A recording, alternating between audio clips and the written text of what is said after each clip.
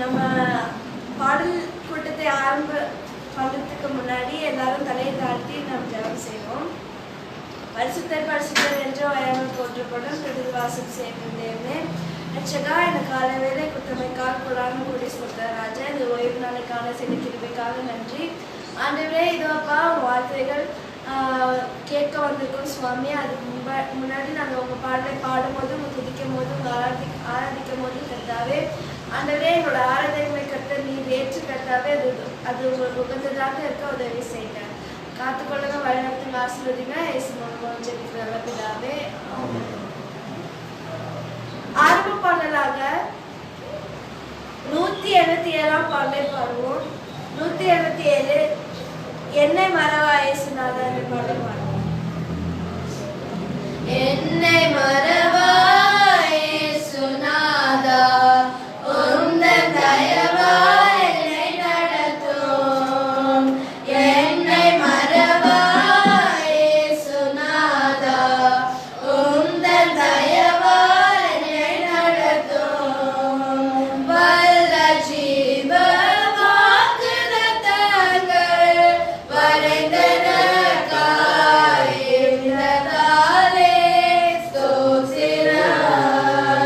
வல்ல ஜீவ வாக்குத்தத்தங்கள் வரைந்தனக்காய் இருந்ததாலே ஸ்தோத்திரம். ஆபத்திலே அருட்துணையே, பாறைக்கு நல்ல தீபமிட்டே. ஆபத்திலே அருட்துணையே, பாறைக்கு நல்ல தீபமிட்டே. என்னை மறவா இயேசுநாதா, உந்தன் தயவா என்னை நடத்தும்.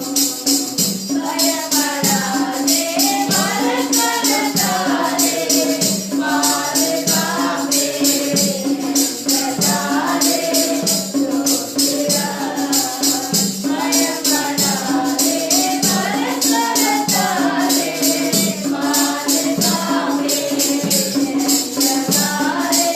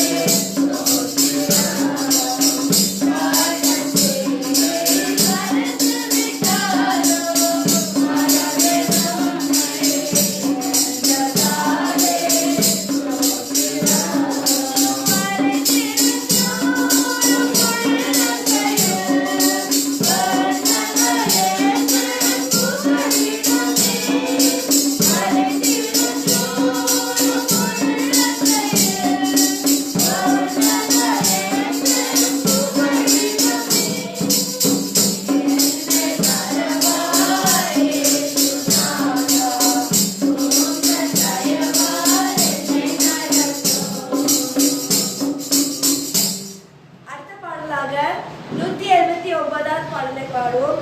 எனக்காய் ஜீவன் விட்டவரே. 179ஆம் பாடல். எனக்காய் ஜீவன் விட்டவரே, என்னோடு இருக்க இருந்தவரே. எனக்காய் ஜீவன் விட்டவரே, என்னோடு இருக்க இருந்தவரே. என்னை என்றும் வழி நடத்துவாரே, என்னை சந்திக்க வந்துவாரே.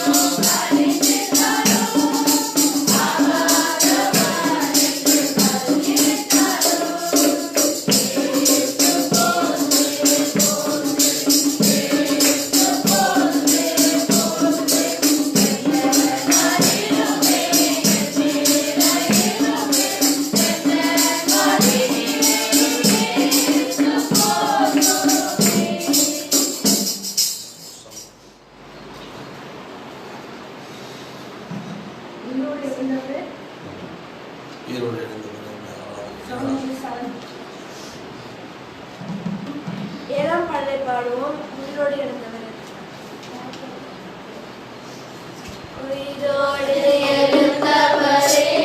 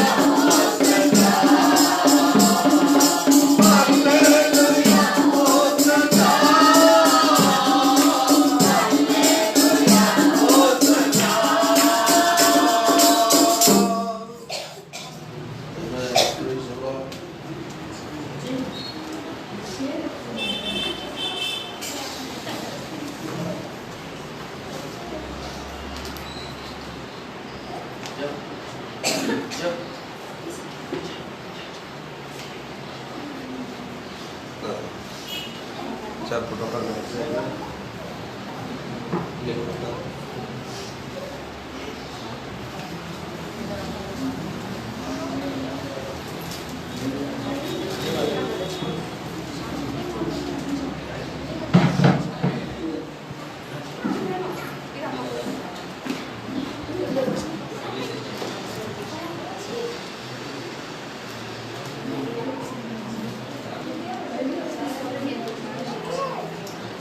சாபத் ஸ்கூல் புக்கு இங்கிலீஷில், அது அப்புறமா இங்கிலீஷ் சொல்லணும். ஓகே,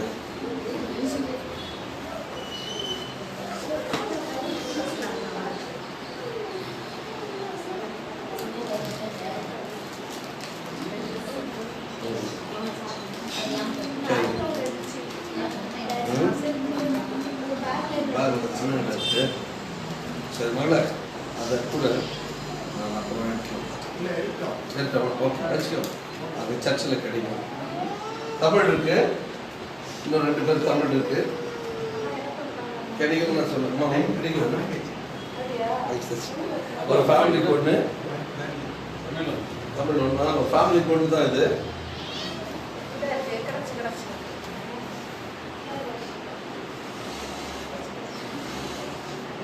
சரி, ஒரு முக்கியமான பாடத்தை இந்த நாளில நீங்கள் நானும் படிக்க போகிறோம். உண்மையிலே இந்த வாரம் ஒரு அற்புதமான ஒரு பாடம்.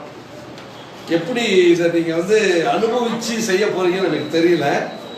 ஆனா இதை செய்கிறவர்கள் பாக்கியமாங்க. இந்த புக்கை மட்டும் நீங்க 5 வருஷம் தொடர்ந்து படிச்சீங்கன்னு சொன்னா பைபிள்ல இருக்கிற எல்லாவற்றையும் நீங்க படிச்சு முடிச்சிருவீங்க. ஒருவேளை உங்களுக்கு பைபிள் படிக்கிறது கஷ்டம் அப்படின்னு நீங்க நினைச்சீங்கன்னா, இல்லை பைபிள் படிக்கிறது எங்களுக்கு தெரியல அப்படின்னு நீங்கள் நினச்சிங்கன்னா, இந்த புக்கை டெய்லி என்ன பண்ணணும்னா படிக்கணும். அது அப்படியே வாசனையே வரும்போது அது வசனமும் சேர்த்து சொல்லும். அந்த வசனத்தையும் நீங்கள் அப்படியே படிக்கணும்.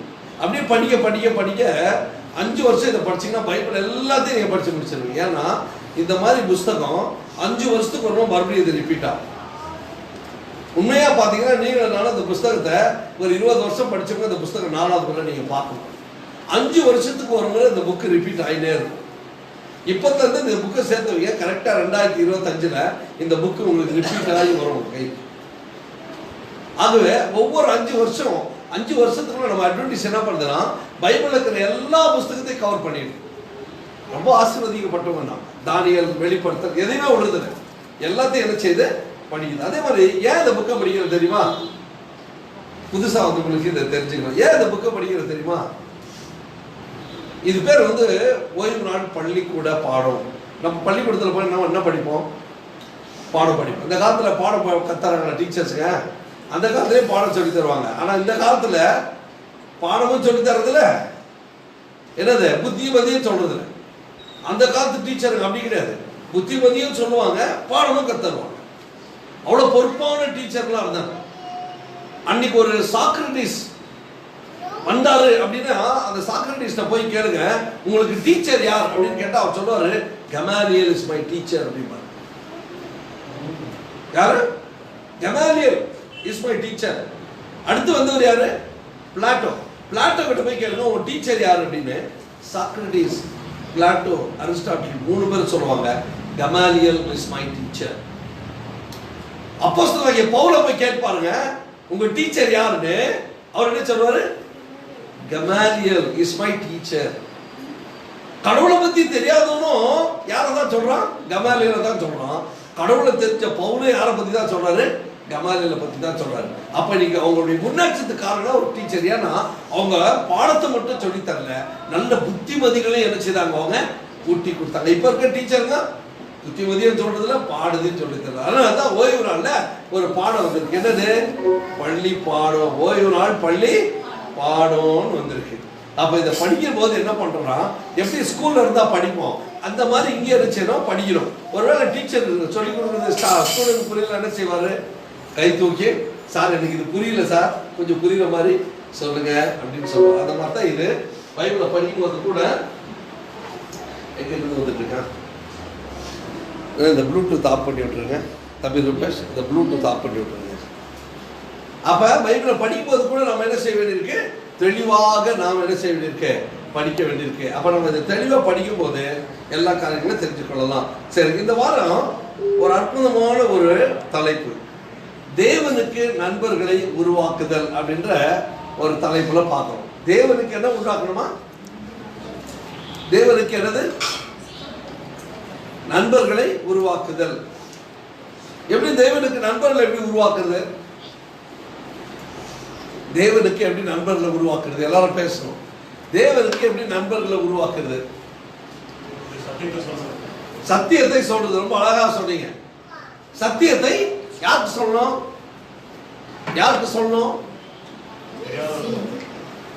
தெரியாதவங்களுக்கு. இன்னும் கிட்ட கீழே க்ளோஸா வந்து யாருக்கு சொல்லணும்? யாருக்கு சொல்லணும் சொல்லுங்க? நண்பர்களுக்கு. Very good. அப்ப நம்ம நண்பர்களுக்கு என்ன செய்யணும்? முதல்ல சத்தியத்தை சொல்லணும். இப்ப நம்ம ஏதாச்சும் ஒரு நல்ல நியூஸ் கிடைச்சா உடனே போய் யாருக்கு சொல்றோம்? நம்ம ஃபேவரட்டா இருக்கிறவங்களுக்கு டக்குன்னு உடனே பாஸ் பண்ணியா ஐயோ அவங்களுக்கு என்னது தெரிஞ்சா ஒரு சந்தோஷம் அப்படின்னு அவங்களும் என்ன செய்யணும்? தெரிஞ்சுக்கணும். ஏதாச்சும் ஒரு ஸ்கீம் போனோம்னா என்ன சொல்றோம்? உடனே அந்த ஸ்கீம் போய் யாருக்கு சொல்றோம்? நமக்கு தெரிஞ்சவங்களுக்கு போயிட்டு சொல்றேன், அவங்க தெரிஞ்சுக்கிட்டு அவங்க நல்லா இருப்பாங்களே அப்படின்னு நினைச்சு சொல்றோம். அதே மாதிரி தான் சத்தியத்தை கூட நம்ம யாருக்கு சொல்லணுமா? இது யார் மேல விழுந்த கடமை?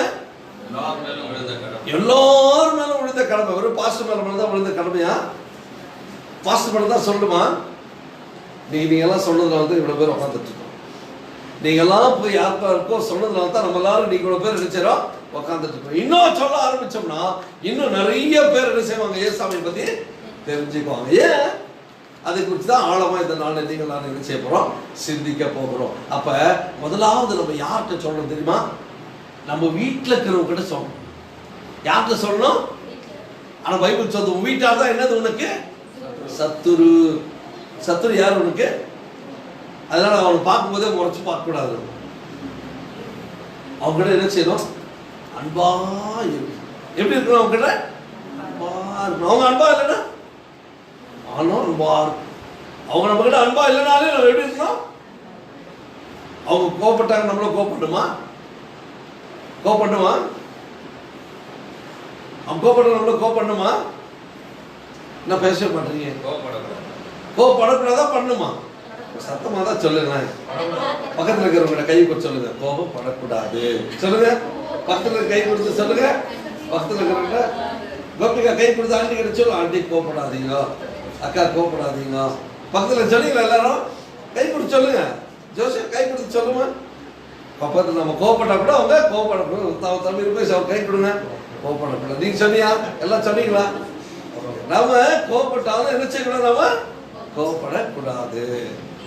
அது எவ்வளவு நல்லது தெரியுமா? நீங்க பண்ணி பாருங்களேன். அது ஒரு சுகம் இருக்கும். அதை அனுபவிச்சு பாருங்க. ஒரு சுகம் இருக்கும்.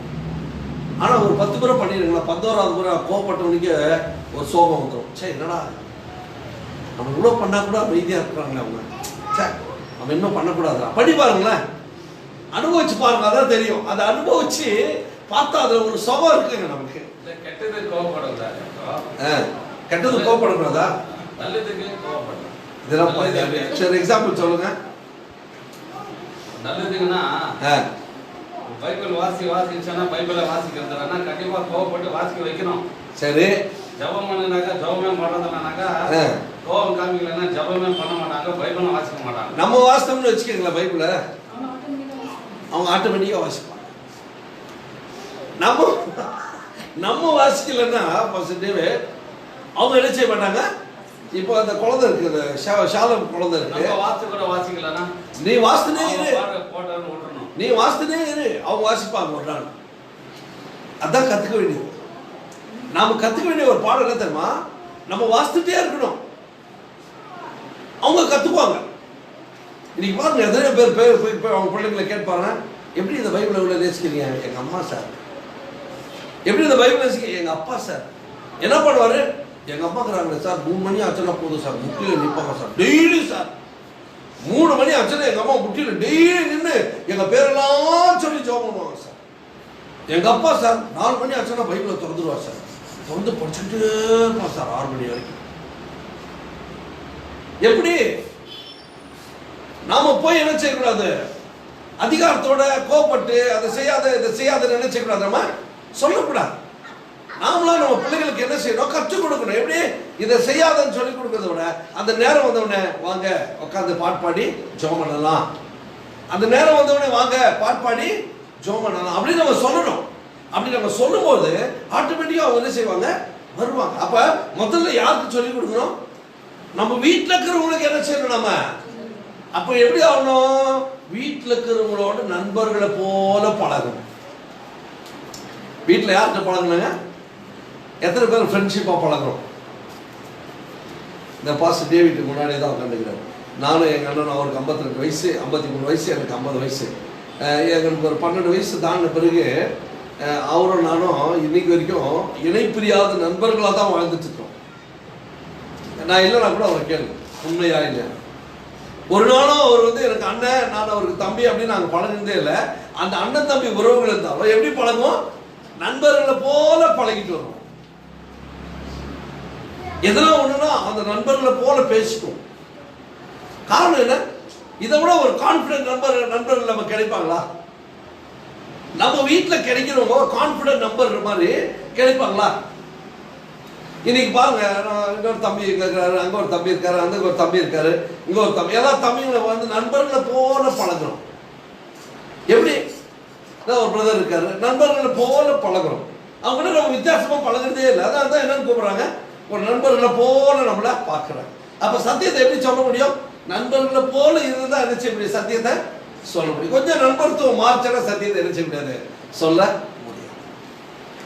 சண்டை வந்துச்சா என்ன செய்ய முடியாது? சத்தியத்தை சொல்ல முடியாது. அப்ப ஒரு நண்பர்களை போல நம்ம என்ன செய்யணும்? சொல்லிக் கொடுக்கணும். அதே போல நம்ம நண்பர்களுக்கும் போய் என்ன செய்யணும்? நம்ம நண்பர்கள் நமக்கு வந்து கற்றுக் கொடுத்துட்டு போயிடக்கூடாது தப்பானதை. நம்ம நண்பர்கள் நம்ம தப்பானதை நமக்கு கற்றுக் கொடுத்துட்டு போயிடக்கூடாது. அதை நம்ம என்ன செய்யக்கூடாது? கற்றுக்கூடாது. நம்ம போய் நம்ம நண்பர்களுக்கு யாரும் சொல்லிக் கொடுக்கணும்? ஏசப்பாவை சொல்லிக் கொடுக்கணும். அதுதான் இந்த வார பாடம், தேவனுக்கு நண்பர்களை உருவாக்குதல். அவர் யாருக்கும் நண்பன்? நமக்கும் நண்பன். இயேசு கிறிஸ்து யார் உங்களுக்கு? நண்பர். மனம் விட்டு பேச வார்த்தை. இயேசு கிறிஸ்து யார் உங்களுக்கு? நல்ல ஒரு நண்பர், நல்ல ஒரு சகோதரன், நல்ல ஒரு தாய், நல்ல ஒரு தகப்பன், நல்ல ஒரு தெய்வம், நல்ல ஒரு ராஜா. அவர் எப்படி வேணாலும் சொல்லலாம். இயேசு கிறிஸ்து எப்படிப்பட்ட தெய்வம் பார்த்தீங்களா? நமக்கு கிடைச்சிருக்காரு. எப்படி கிடைச்சிருக்காரு பார்த்தீங்களா? எங்க ஆத்தா சொன்னாதான் கொல தெய்வம் அப்படின்னு நம்ம சொல்லுவோம். ஐயோ அது தெய்வம், கொல தெய்வம் அப்படின்னு சொல்லுவோம். ஆனா இவர் அப்படி நீங்க சொல்ல வேண்டாம். நல்ல நண்பர்னு சொல்லலாம், நல்ல பிரதர்னு சொல்லலாம், நல்ல ஒரு தாய் சொல்லலாம், நல்ல ஒரு தகப்பன்னு சொல்லலாம், நல்ல சிஸ்டர்னு சொல்லலாம், நல்ல போதகர்னு சொல்லலாம். என்னெல்லாம் நல்லன்னு சொல்லலாம். எதுவுமே சொல்ல மாட்டீங்க. எல்லாரும் நாம தான் எல்லாத்தையும் நல்லா சொல்லிட்டு இருக்கிறேன். ஒரு நல்ல டாக்டர்னு சொல்லலாம், ஒரு நல்ல லாயர்னு சொல்லலாம், வேற என்ன சொல்லலாம்? ஒரு நல்ல நீதிபதினு சொல்லலாம், ஒரு நல்ல ஆசாரியர்னு சொல்லலாம், ஒரு நல்ல ஆசிரியர்னு சொல்லலாம், வேற என்ன சொல்லலாம்? நல்ல வெயிப்பர்னு சொல்லலாம். எவ்வளவு நல்லது. ஆனா அதையும் திருப்பி நம்ம கிட்ட சொல்லி பார்த்தா நம்ம இருப்போமான்னு யோசிக்கணும்.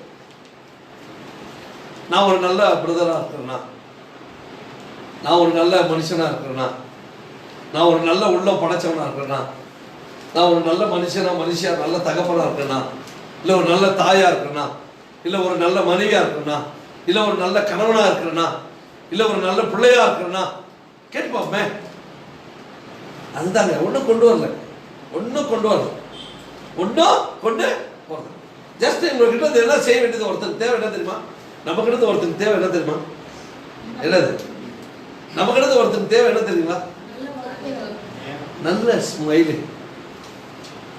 என்னதுங்க? ஏமா ஒரு சிரிப்பு, ஒரு பொன் சிரிப்பு. புன் சிரிப்பு இல்ல, புன் சிரிப்புக்கும் பொன் சிரிப்புக்கும் வித்தியாசம் தெரியுமா? பச்சை சிரிப்பு இருக்குதா, கலர் இருக்குதா சிரிப்புக்கு? ஏன்னா பச்சை சிரிப்பு எதிராக இருக்குதா பார்த்து டேவிட் சொல்றாரு.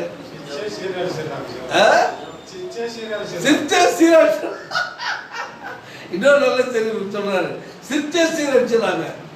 சிரித்து வாழ வேண்டும், சிலர் சிரிக்க வாழ்ந்துடாதே பாடி போனார்.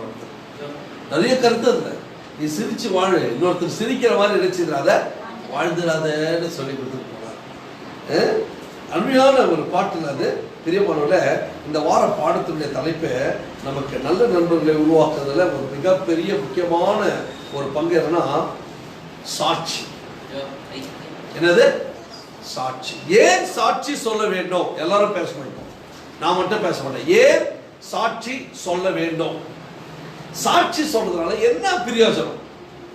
ஆண்டவர் எனக்கு வந்து ஒரு நன்மை செய்திருக்கிறாருன்னு நம்ம ஒருத்தர் சொன்னா ஆண்டவர் எனக்கும் நன்மை செய்வார் என்ற நம்பிக்கை அவங்களுக்கு கொடுக்கும். ஒரு நம்பிக்கையை கொடுக்குமா சாட்சி சொன்னா? சரி, வேற என்னத்துக்கு சாட்சி? ஒரு நல்ல எழுப்புதலா இருக்கும். ரொம்ப அற்புதமான ஒரு வார்த்தை. சாட்சி வந்தா வர்றவங்களுக்கு, புதுசா வர்றவங்களுக்கு ஒரு எழுப்புதலா இருக்கும். வேற யார் சாட்சி சொல்றோம்? தேவன் நம்முடைய வாழ்க்கையில கூட ஒரு அற்புதத்தை செய்ய முடியும் அப்படின்ற ஒரு நம்பிக்கை மற்றவங்களுக்கு என்ன செய்ய முடியும், ஊட்ட முடியும் அப்படின்றதுக்காக சாட்சி சொல்றோம். வேற எதுக்கு சாட்சி சொல்லலாம்? வேற எதுக்கு சாட்சி? செய் மாதிரி போயிருக்கோம் ஜனங்க முன்னாடி ஒரு சாட்சி சொன்னாக்கா அவங்க அந்த பாதையை தேடி ஓடி வருவாங்க. கடவுளுடைய ராஜ்யத்துக்கு வர்றதுக்கு அரிதா. ஒருத்தர் திசை மாதிரி போயிட்டா கூட அவங்க சாட்சி கேட்டு என்ன செய்வாங்க, திரும்பி வருவாங்க. இந்த சாட்சிகள் எல்லாம் சொல்றதுனால என்ன கிடைக்குது? சாட்சினா என்ன? முதல்ல சாட்சினா என்ன? ஆண்டவர் வாழ்க்கையில செய்த நன்மைகள் சாட்சி மட்டும். ஆண்டவர் செய்த நன்மை மட்டும் தான் சாட்சியா? என்னமா? இயேசு கிறிஸ்துவை நாம் தெரிந்து கொண்டோம், அதுவே ஒரு பெரிய சாட்சி. வெரி குட், அதுவும் நல்ல கருத்து தான். வேற என்ன சாட்சினா என்ன?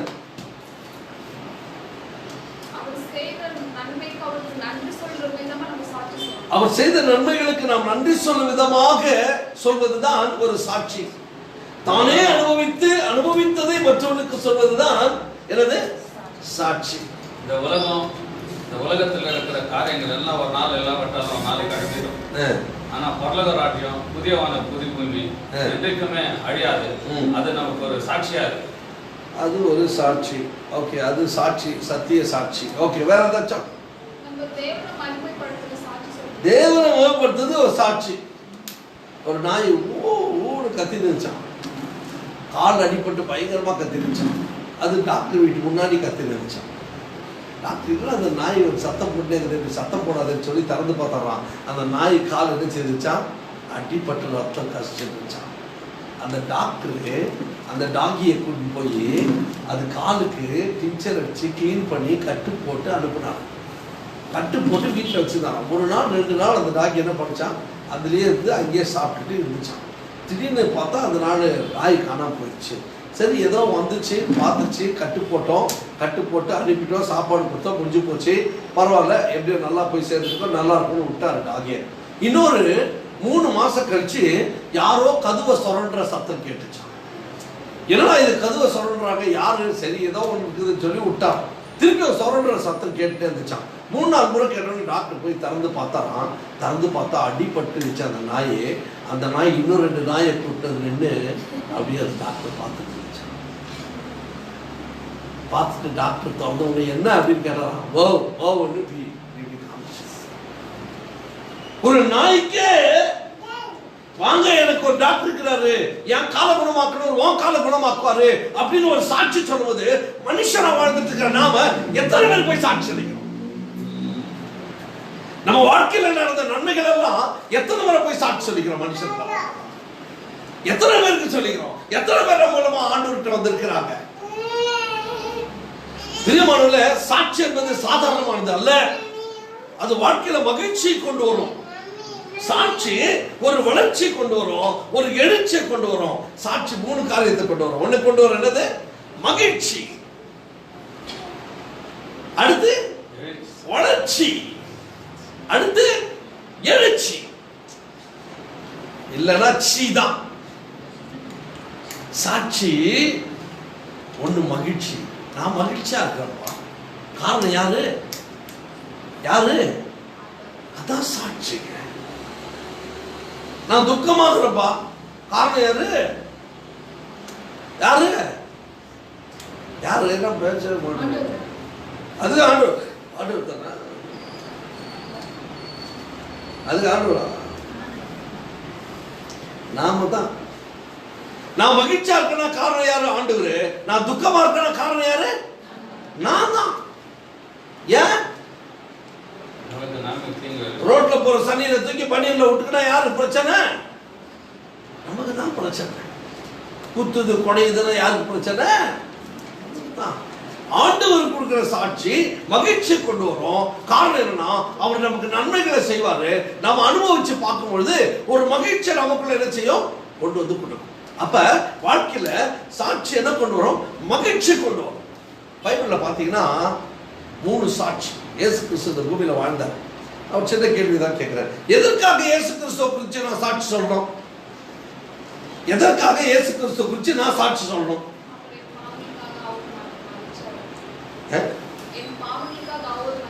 என் பாவங்களுக்காக அவர் மரிச்சாரு. வேற எதுக்கு நான் அவரை குறித்து சாட்சி சொல்லணும்? ஒரு எடுத்துக்காட்டா வாழ்ந்து காட்டியிருக்காரு, அதுக்காக நான் சாட்சி சொல்றோம். வேற எதுக்கு நான் சாட்சி சொல்லலாம்? நித்திய ஜீவனை கொடுக்க அவர் இந்த உலகத்திற்கு வந்தார். நித்திய ஜீவனை கொடுக்க அந்த உலகத்திற்கு வந்தார், அதுக்காக சாட்சி சொல்லணுமா? ரொம்ப முக்கியமான ஒரு சாட்சி. லூக்காவின் புஸ்தகம் 19ஆம் அதிகாரம் 10வது வசனத்தை வாசிப்போம். எதற்காக சாட்சி? லூக்கா 19:10 வாசிப்போம்.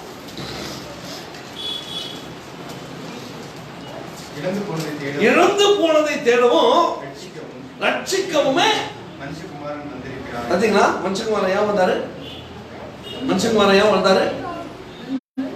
அரை வேறடா பாவம் செய்வான், இவன் ஏன்டா பழக்க ஒண்ணு நினைச்சாரா? ஒரு செகண்ட் நம்மளை நினைச்சு தானே நம்ம வந்துருப்போமா பூமிக்கு? அவன் வந்து என்னத்த சாதிக்க போறான் இவன் அப்படின்னு நினைச்சு தர வந்துருப்போமா? ஆண்டவர் பாருங்க, உங்களை என்ன ஆண்டவர் இந்த பூமியில கொண்டு வந்துட்டு அது மாத்திரமல்ல, இழந்து போனதை தேடவும் ரட்சிக்கவுமே மனுஷகுமாரன் நினைச்சதாரு வந்தார். அதுதான் லூக்கா 15ல ஒரு 3 கதை படிக்கணும். யாரை இழந்து போகிறது தேட ரட்சிக்க மனுஷகுமாரன் வந்தார் அப்படின்னு ஒரு 3 சம்பவத்தை படிக்கிறோம். கதை தோணுது ரொம்ப உள்ளவா 3 சம்பவத்தை படிக்கிறோம். என்ன படிக்கிறோம்? காணாமல் போன ஆடு வந்து வாங்க. காணாமல் போன ஆடு. எத்தனை ஆடு இருந்துச்சு? 100 ஆடா? 90 ஆடா? 100 ஆடு. எத்தனை ஆடு காணாம போச்சு? இதை மட்டும் சொல்லி முடிச்சுக்கலாம். அதுக்கு நான் காணாமல் போன காசு வேற. காணாமல் போன காசு அதோட விட்டுக்கலாமே. இது மட்டும் இல்லாம இன்னொன்னு என்னது? காணாமல் போன மகன். காணாமல் போன மகனா? கொட்டகுமார மகன். ஏன் இது 3 காணாம போனா வீணா போனான்னு சொல்லக்கூடாது? காணாம போனான்னு ஏன் சொல்லணும்? எதுக்கு ஆட சொல்லணும்? எதுக்கு ஆட சொல்லணும்?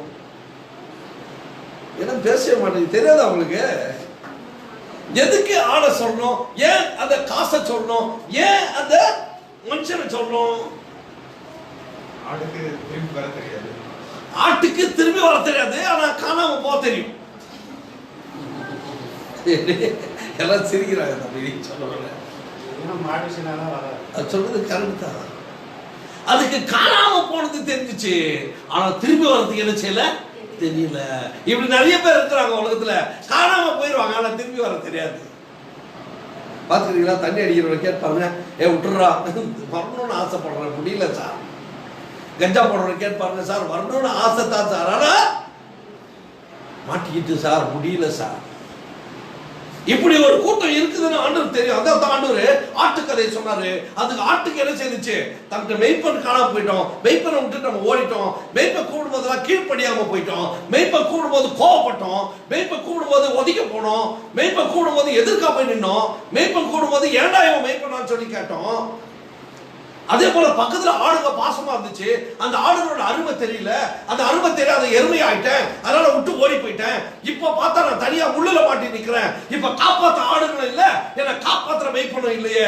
ஐயோ, எனக்கு வர தெரிஞ்சிச்சு, காணாமல் போ தெரிஞ்சிச்சு, ஆனா திரும்பி வர்றதுக்கு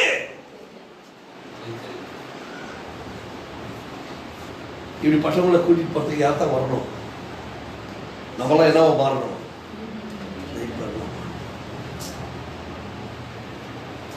நம்மளாம் வைப்பெல்லாம் மாறணும். இது சாதாரணமான விஷயம் இல்லை. இது என் துக்கம் தொண்டையை அடைக்குது. இப்படி கூட உலகத்தில் நிறைய பேர் இருக்கிறாங்க. அவங்கள என்ன செய்யாதீங்க, சாதாரணமாக நினைச்சு விட்டுறாதீங்க. அவங்கள தான் காப்பாற்றுறதுக்கு உங்களை என்னை ஆண்டவர் வச்சிருக்காங்க. அது தெரியாமல் போயிடுறாங்க. வேணும்னு செய்யலைங்க, தெரியாமல் செய்யறாங்க. ஆண்டவர் தான் சிலுவையில் சொன்னார், ஆண்டவரே இவருக்கு செய்து இவங்களுக்கு தெரியல, இவங்க என்ன செய்யும்? ரெண்டாவது, காசு காணாம போச்சு. நோ. சைலண்டா இருக்கணும். மாமா அடிப்பேன். அவனுக்கு காசு காணாம போச்சு. காசுக்கு தெரியுமா? காசுக்கு தொலைஞ்சதும் தெரியாது, திரும்பி வரவும் தெரியாது. காசு எப்படியா சொல்லிக்குமா, நான் தொலைஞ்சிட்டேன் என்ன வந்து தூக்கிங்க, நான் தொலைஞ்சிட்டேன் தெரியுமா? சில போய் வெளிச்சத்துல தேடுமா, போட்டது எங்க? இருட்டுல. தேடுறது எங்க? ஏன்னா அங்கதான் லைட்டுக்கு தானே. அப்புறம் ஏன்னா போட்டீங்க? அப்ப காசுக்கு காணாம போனதும் தெரியாது, தொலைஞ்சதும் தெரியாது. தெரியுமோ, வர தெரியுமோ, ரெண்டும் தெரியாது. இப்படியும் ஒரு கூட்டம் இருக்குதான்.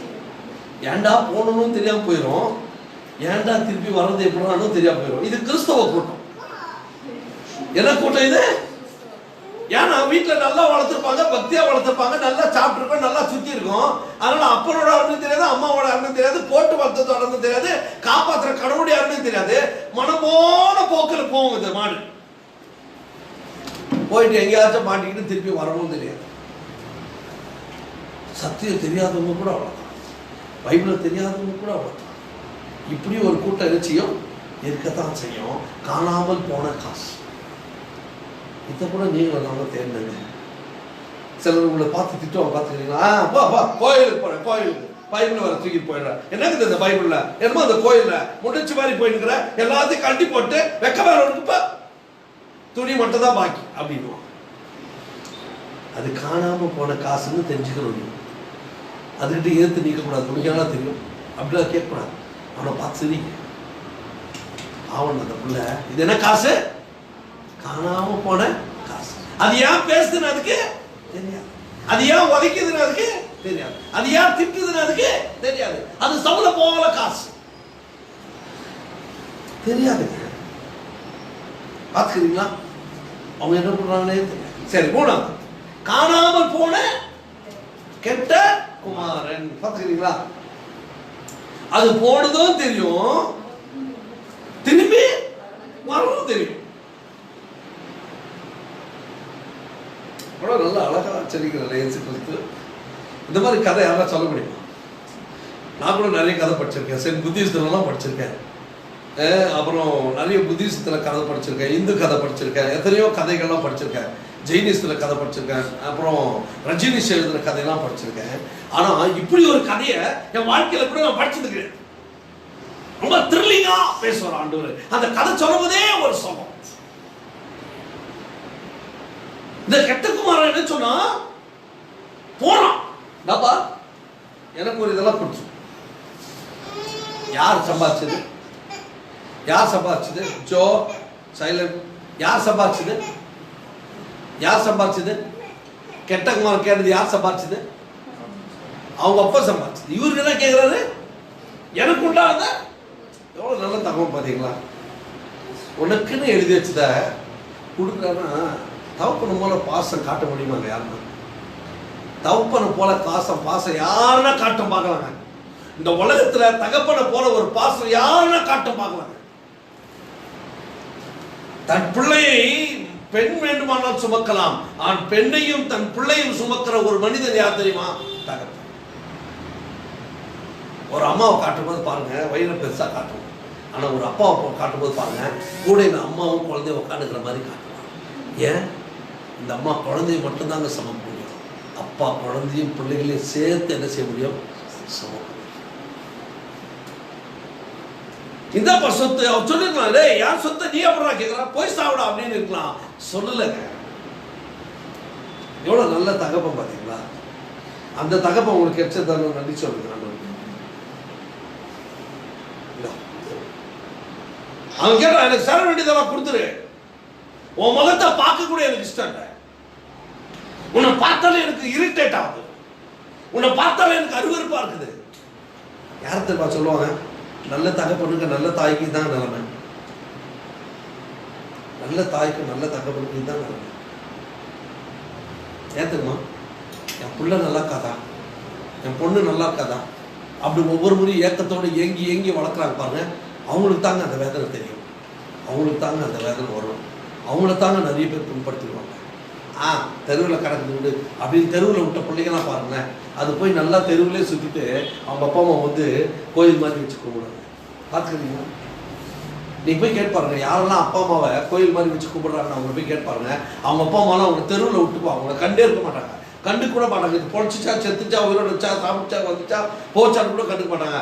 அதுக்கு அப்பா அம்மா பாருங்க, அந்த புள்ள போய் நல்லா படிச்சு நல்லா வந்துட்டு கடைசியில் அவங்க அப்பா அம்மா கோயில் மாதிரி வச்சு கும்பிட்டு எங்கள் அப்பா அம்மா தான் தெய்வம்னு சொல்லுங்க. ஆனால் பொத்தி பொத்தி பொத்தி பொத்தி பொத்தி பொத்தி பொத்தி பொத்தி பொத்தி பொத்தி பொத்தி பொத்தி பொத்தி பொத்தி பொத்தி வளர்த்த குழந்தை குத்தி குத்தி குத்தி குத்தி குத்தி குத்தி சாவடிச்சிடும். அம்மாவோட அருமை தெரியல. கெட்டகுமார பாருங்க, எவ்வளவு கொடுங்கல்ல. அவன் யோசிக்கிறது, செத்தான் போயிட்டான், எல்லாத்தையும் செலவழிச்சு முடிச்சுட்டான். கடைசியில் உட்காந்து யோசிக்கிறான், ஐயோ எனக்கு இந்த நிலைமையா. யாரை நம்பி போனான்? யாரை நம்பி போனான்? நண்பர்களை நம்பி போனான். வேற எதை நம்பி போனான்? ஆக்சுவலாக பார்த்தீங்கன்னா உண்மையாக சொல்ல போனா அந்த கெட்டக்கு மரம் ஏன் போனா தெரியுமா? அந்த கெட்டக்கு மரம் ஏன் போனா தெரியுமா? பார்க்கணும் யார் இந்த வைசஸ்ட் ஆன்சர் கொடுக்குறீங்க. ஏன் கெட்டக்கு மரம் போனா ஜவாப் புரியுதா? ஏன் போனா தெரியுமா? அந்த கெட்டக்கு மரம் ஏன் போனா தெரியுமா? யாரும் சொல்ல முடியுமா? ஏன் பாஸ்டர் டேவிட் சொல்லுங்க, கெட்டக்கு மரம் ஏன் போனா?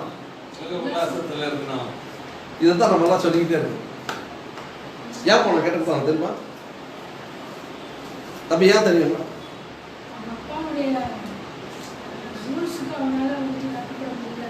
அப்படியா? என்னம்மா? Very good. அவன் நினைச்சா எங்க அப்பா விவசாயி, பொழைக்க தெரியாது புண்ணாக்கு. ஒருத்தர் நம்ம முன்னாடி பிறக்கிறாங்கன்னா அவங்க எந்த விதத்திலேயே நம்மளோட அறிவாளிங்கிறத மறந்துடவே கூடாது. அவங்க என்ன முட்டாளா இருக்கும். நம்மளை விட ஒருத்தர் முன்னாடி பிறந்தாங்கன்னா அவங்க எந்த விதத்திலாச்சும் ஒரு விதத்தில் நம்மளோட அறிவாளி அவங்க இருப்பாங்கிறத மறந்துடவே கூடாது. நிறைய பேர் கண்டனை கூட சுற்றும் போது பாவம் பாவம்னா ரொம்ப இன்னோசென்ட், ரொம்ப உஷார் பாவம். ஆனால் அவர் எனக்கு முன்னாடி பிறந்துருக்காரு. நான் யோசிப்பேன், ரொம்ப முறை இவர் எனக்கு முன்னாடி பிறந்துட்டுருக்காரு, இவர் ரொம்ப இன்னோசென்ட்னு சொல்கிறாங்களே. ஒரு நாள் தெரியாமல் எங்கள் அண்ணி கிட்ட கேட்டேன், அவரா இன்னோசென்ட் அப்படின்னு. என் அண்ணி சொல்ல வந்தா தெரிஞ்சு அவர் என்னோட இன்னோசென்ட் இல்லைன்னு.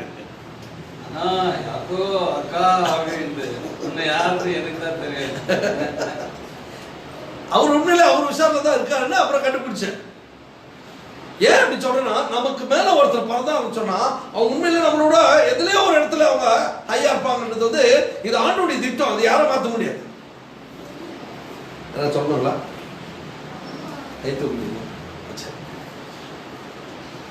அப்ப அவன் நினைச்சான், எங்க அப்பா விவசாயி, எங்க அப்பா நீங்க என்ன புத்தி இருக்குது, நான் போற சிட்டியில போய் சம்பாரிச்சு அதை 2 மடங்காக்கி 10 மடங்காக்கி கொண்டு வந்து எங்க அப்பா மூஞ்சில போனோம்.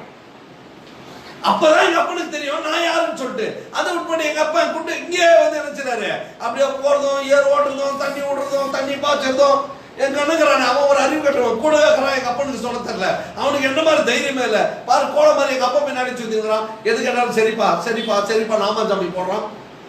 நீ ஆமாந்தாப்பி மட்டும் போட்டு பாரு, நீ நல்லா இருக்கும் லைஃப்ல. நீ ஆமாந்தாப்பி மட்டும் போட்டு பாரு, நீ ஏத்து பேசி பாரு. நீ நான் இன்னைக்கு உட்படா போறது காரணம் அதான், ஏத்து பேசுறது தான்.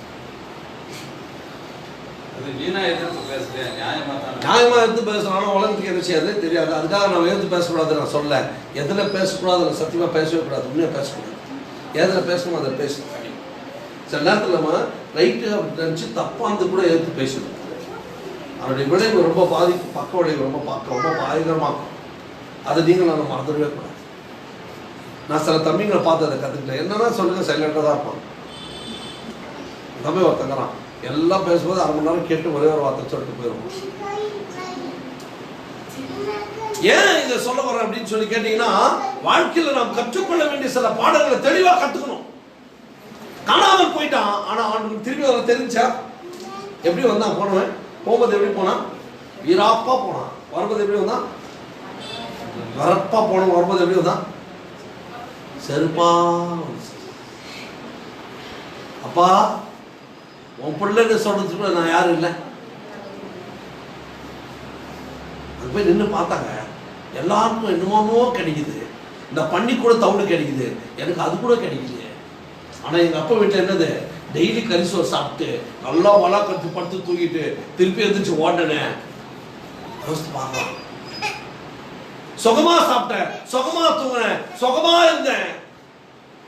ஆனால் இங்கே என்ன இல்லை, தவிடு கூட எனக்கு கிடைக்கலேன்னு நினைச்சிடாம பிரியமானவங்களே, ஒருவேளை நாம கூட அப்படிப்பட்டவங்கள பார்க்கலாம், இல்லை அவங்களா கூட நாமளா என்ன செய்யலாம் இருக்கலாம். இந்த மூணுல ஏதாச்சும் நாம வருமா, எதுலையாச்சும் நாம வருமா? யாருக்கு நான் போர் அடிச்சுன்னா அப்படி கை தூக்க நிறுத்திடுவேன். இந்த மூணுல எதுலையாச்சும் நாம வருமா? வருமா? எதுல வரும்? மூணுல ஒண்ணு வருமா? போயிட்டு திருப்பி வந்துடும். அடிக்கடி போயிட்டு வந்துடும்ல. போனா வரே தொஞ்சு போனாலும் தெரியாது, வந்தாலும் தெரியாதுன்னா பரவாயில்ல. ஆடு மாதிரி பாட்டு முடிச்சாலே பரவாயில்ல. ரொம்ப சந்தோஷம் என்னன்னா போயிட்டு உடையாதுறதுக்கு காட்சி தெரிஞ்சது தான் சந்தோஷம். பரவாயில்ல, போய் மாட்டிடாதீங்க. தயவுசெய்து சொல்றேன், எனக்கு போத்துன்னு சொல்லிட்டு போயிடாதீங்க, மாட்டிட்டு இருந்தாதீங்க. மெய்ப்பன் வருவார், வராம போயிட்டாரு முடிஞ்சு போச்சு. அதே மாதிரி இங்க இருக்கிற யாரும் எனக்கு போகவும் தெரியாது வரவும் தெரியாது மட்டும் சொல்லிடாதீங்க. இல்லைன்னா உங்களை கடவுள் இடிச்சுறாருங்க கூட்டு ஒருவேளை போயிடும் கெட்ட குமார மாதிரி. ஆனா என்ன செய்யணும், திரும்பி வந்துருவோம். மனப்பக்குவம் மாற்ற நமக்கு இருக்கணும். அப்பதான் ஆண்டவர் நினைச்சவரான் பரலோகத்துல சந்தோஷம். அப்படி ஒருத்தர் கொண்டு வரும்போது ஆண்டவருக்கு பெரிய சந்தோஷம், ஒருத்தர் நாம அப்படி மாறும்போது கடவுளுக்கு ரொம்ப பெரிய சந்தோஷம், பரலோகமே சந்தோஷப்படலாம். எத்தனை பேர் மனமானா? ஒரே ஒரு அம்சமா நான் பரலோகத்துக்கு கொண்டு போனா, ஒரே அம்சமா ஞானஸ்தானம் கொடுத்துட்டேன்னா பரலோகமே சந்தோஷப்படுது. பாத்தீங்களா, பரலோகமே தேவ தூதர்களே தேவனே சந்தோஷப்படுவார். அதனால தான் நான் ஞானஸ்தானம் கொடுக்கறதுக்கு சொன்னேன். உனக்கு ஞானஸ்தானம் கொடுக்க எத்தனை வருஷம் வேணும்? 2 வருஷம் வேணும். சும்மா நான் யாருக்கு என்ன செய்ய மாட்டேன், ஞானஸ்தானம் கொடுக்க மாட்டேன். ஏன்னா பரலோகமே துக்கப்பட்டோம். சும்மா ஞானஸ்தானம் கொடுத்தா என்ன பண்றோம்? பரலோகமே நீ துக்கம் கொடுக்குறியோ இல்லையோ, உதவி செய்யலாம் பரவாயில்ல, உபத்திரம் இல்லாம என்ன செய்யுது வாழ்ந்து. கடவுளுக்கு மனசு நோக்கடிக்காம நீ வாழ்ந்தா போதும். நீ அவர் சந்தோஷத்தை கொடுக்குறியோ இல்லையோ, அவர் மனசு நோக்காம வாழ்க்கணும். அப்படி வாழ்ந்தாலே போதும், நம்முடைய வாழ்க்கை சந்தோஷமா இருக்கும். அதுக்கு ரொம்ப முக்கியமான ஒரு காரியம் என்ன தெரியுமா? நம்ம பேசுறதை விட நம்ம செயல்ல என்ன செய்யணும். அதை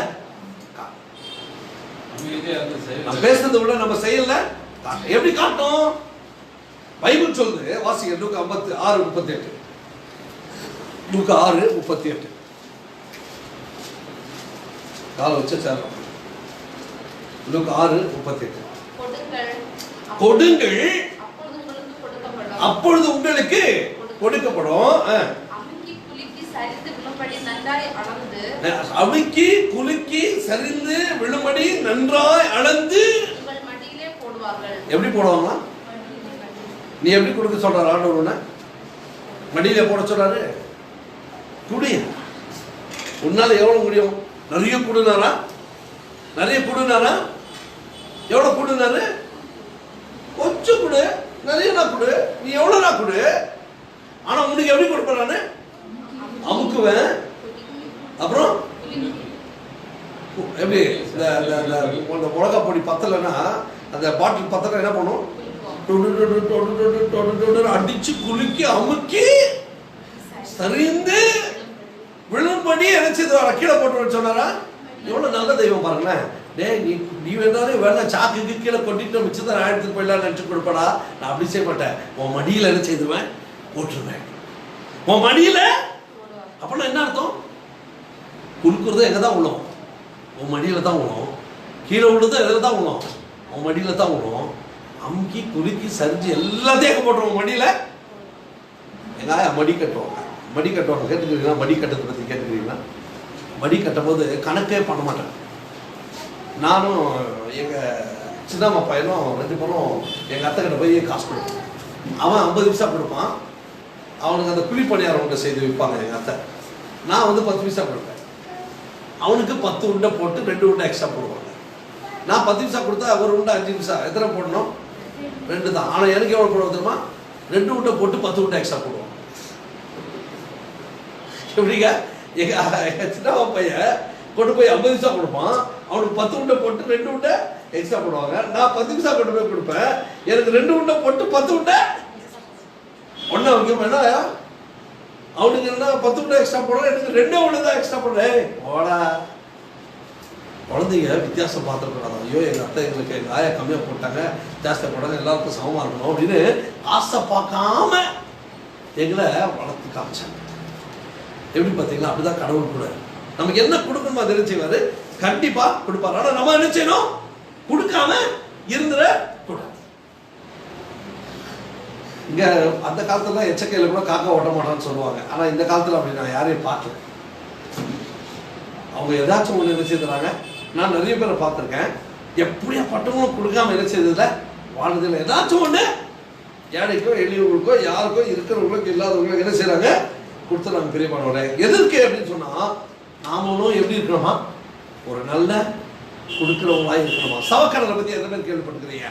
சவக்கடல் எருசலேம்ல இருக்குது. சவக்கடல் பக்கத்துல அது அந்த டெட் சீன் பேரு. ஏன் அதுக்கு டெட் சீன் பேர் வச்சாங்க? சால்ட் கண்டென்ட் ரொம்ப அதிகம். சரி, அதோட என்ன பிரச்சனை? என்ன அதுல உயிரினங்களே என்ன செய்யாத, அதுல இருக்காதான். சில நுண்ணுயிர்கள் மட்டும் அதை வாழ்ந்துடுமா, அது உள்ள எல்லாம் போமா. ஆனா உள்ளது வெளியே ஒண்ணு கூட வராது. நிறைய பேர் ஆசீர்வாதத்தை வாங்கிடுறோம். நம்ம இது என்னைக்காச்சும் மற்றவங்களுக்கு கொடுக்குறோமா அப்படின்னு கேட்டா, நீ கொடுக்கணும் அப்படின்னு சொல்லி என்ன செய்யறாரு ஆண்டவர் சொல்றார். பிரியமானவர்களே, இதுதான் சாட்சி. இந்த சாட்சி எதுக்கு? நம்மை புகழ்வதற்கு சாட்சி. நம்மை புகழ்வதற்கு அந்த சாட்சி. யாரை புகழ்வதற்கு? தெய்வத்தை புகழ்வது. சிலர் பாருங்க, தன்னை புகழ்வதற்கே சாட்சி சொல்லுவோம். பார்த்துக்கிறீங்களா? தன்னை பெருமையா பேசுறதுக்காகவே மேலே நின்று சாட்சி பாருங்க. சில சாட்சி நான் அப்படி பண்ணேன், நான் இப்படி பண்ணேன், நான் அப்படி பண்ணேன், இப்படி பண்ணேன் எல்லாம் சொல்லி முடிச்சு கடைசியில் இந்த சாட்சி இறைவனுக்கே சொல்லி விட்டு சாட்சி சொல். ஆண்டவர் கூட சாட்சி சொல்லிக்கிறார். நிறைய சொல்லே போலாம், இன்னும் நிறைய இருக்குது சொல்றதுக்கு. ஆனா நேரம் போதும், அதனால நான் அப்படியே விட்டுட்டு போறேன். எலியா சாட்சி சொல்லிக்கிறார். பைபிள் எத்தனை பேர் சாட்சி சொல்லிக்கிறாங்கன்னு சொல்லி முடிச்சிருவோம் லாஸ்டா. பைபிள் எத்தனை பேர் சாட்சி சொல்லிக்கிறாங்க? தாவீது சாட்சி சொல்லிக்கிறார். வேற யார்? நீங்களும் நானும் உலகத்துக்கு சாட்சி. அதுதானே பைபிள் சொல்றது. கிறிஸ்துவின் கட்டளைக்கு உண்மையா இருக்கிறதே ஒரு சாட்சி. என்ன கிறிஸ்துவின் கட்டளை? கிறிஸ்துவின் கட்டளைன்னா என்னது? உன்னை போல செய்யறமா செய்யணும்.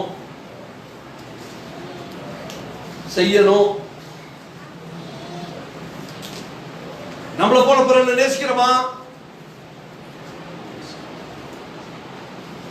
நேசிக்கணும். தேவனை முழுசா நேசிக்கிறோமா?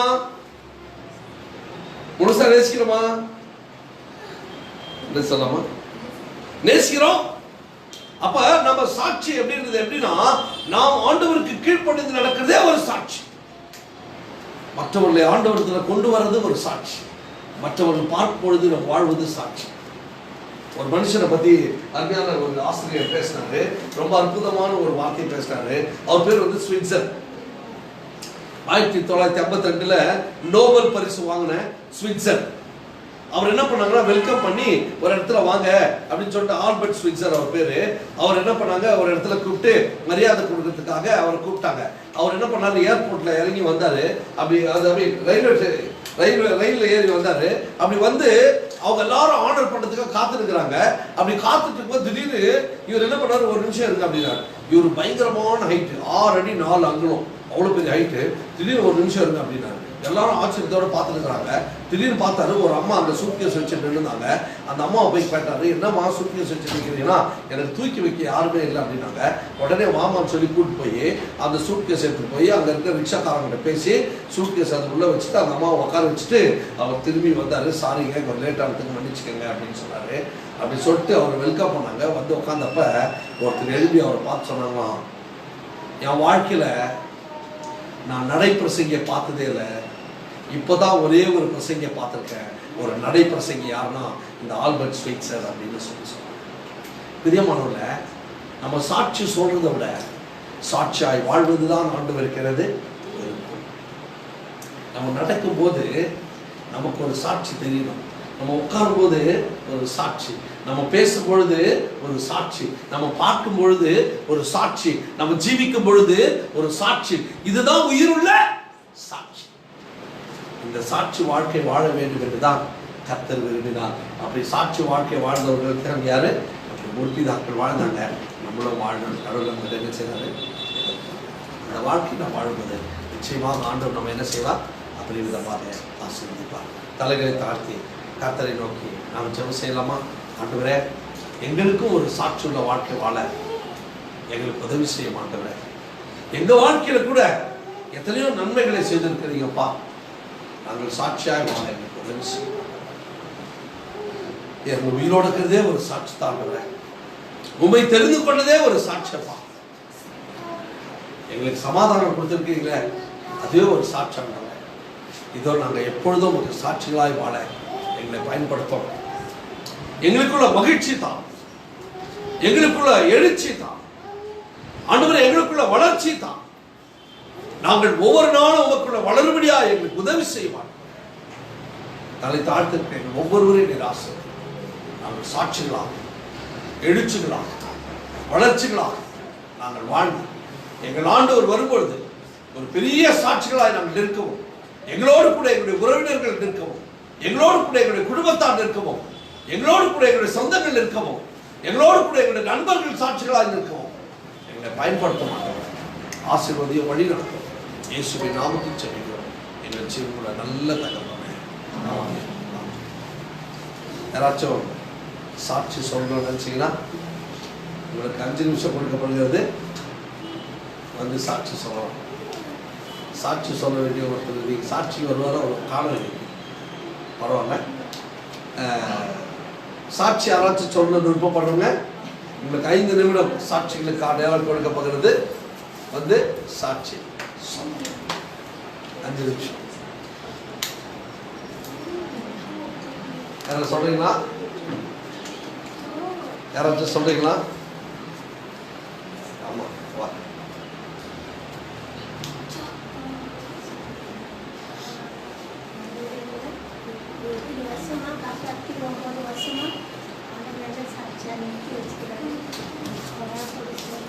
கொஞ்சம் வழிகள் கொடுப்போம். வழி எடுக்கும்போது கூட ஆண்டவரே நீ எனக்கு தளத்தில் சொல்லுங்க காரணம் செய்யான்னு 4 வாரமாக ஒரு சர்ச்சையிலேயே காலை வச்சுக்கூடாதுன்னு சொல்லும்போது அதோட எப்படியப்பா நாங்கள் உண்மையாக நான் முடிச்சுருக்கேன். நேற்றுக்கு ஐயா விட்டு ஐயா ஃபோன் பண்ணாங்க.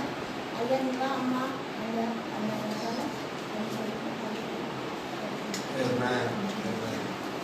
யாராச்சும் சாட்சி?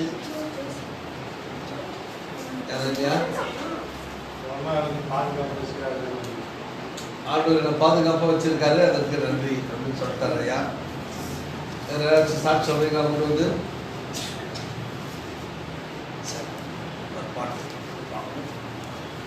சரி, ஒரு பாடலை பாடி நாம் தெய்வீக ஆராதனைக்குள்ளாக நாம் கடந்து போவோம். ஒரு பாடல் புஸ்தகம் சொல்லுங்க. 69 புதிய பாடல் 69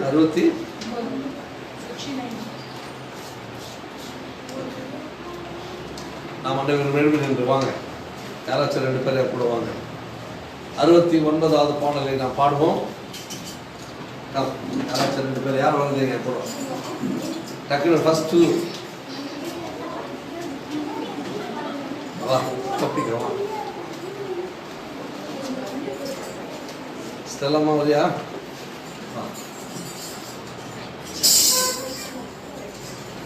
புதிய பாடல் பாடி பாடி இயேசு ராஜாவை கொண்டாடுவோம்.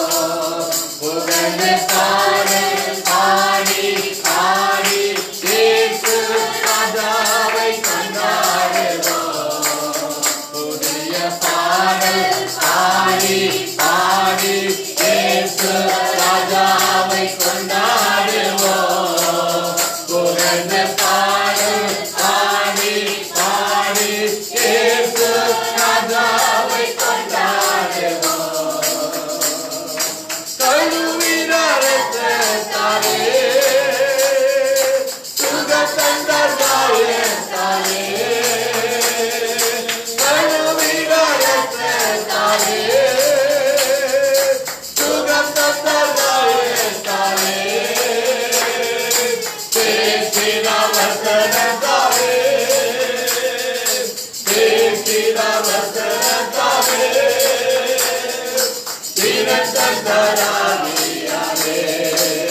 எனக்கு தினசம் தராதியாரே புதிய பாடல் பாடி பாடி இயேசு ராஜாவை கொண்டாடுவோம் புகழ்ந்து பாடல் பாடி பாடி இயேசு ராஜாவை கொண்டாடுவோம்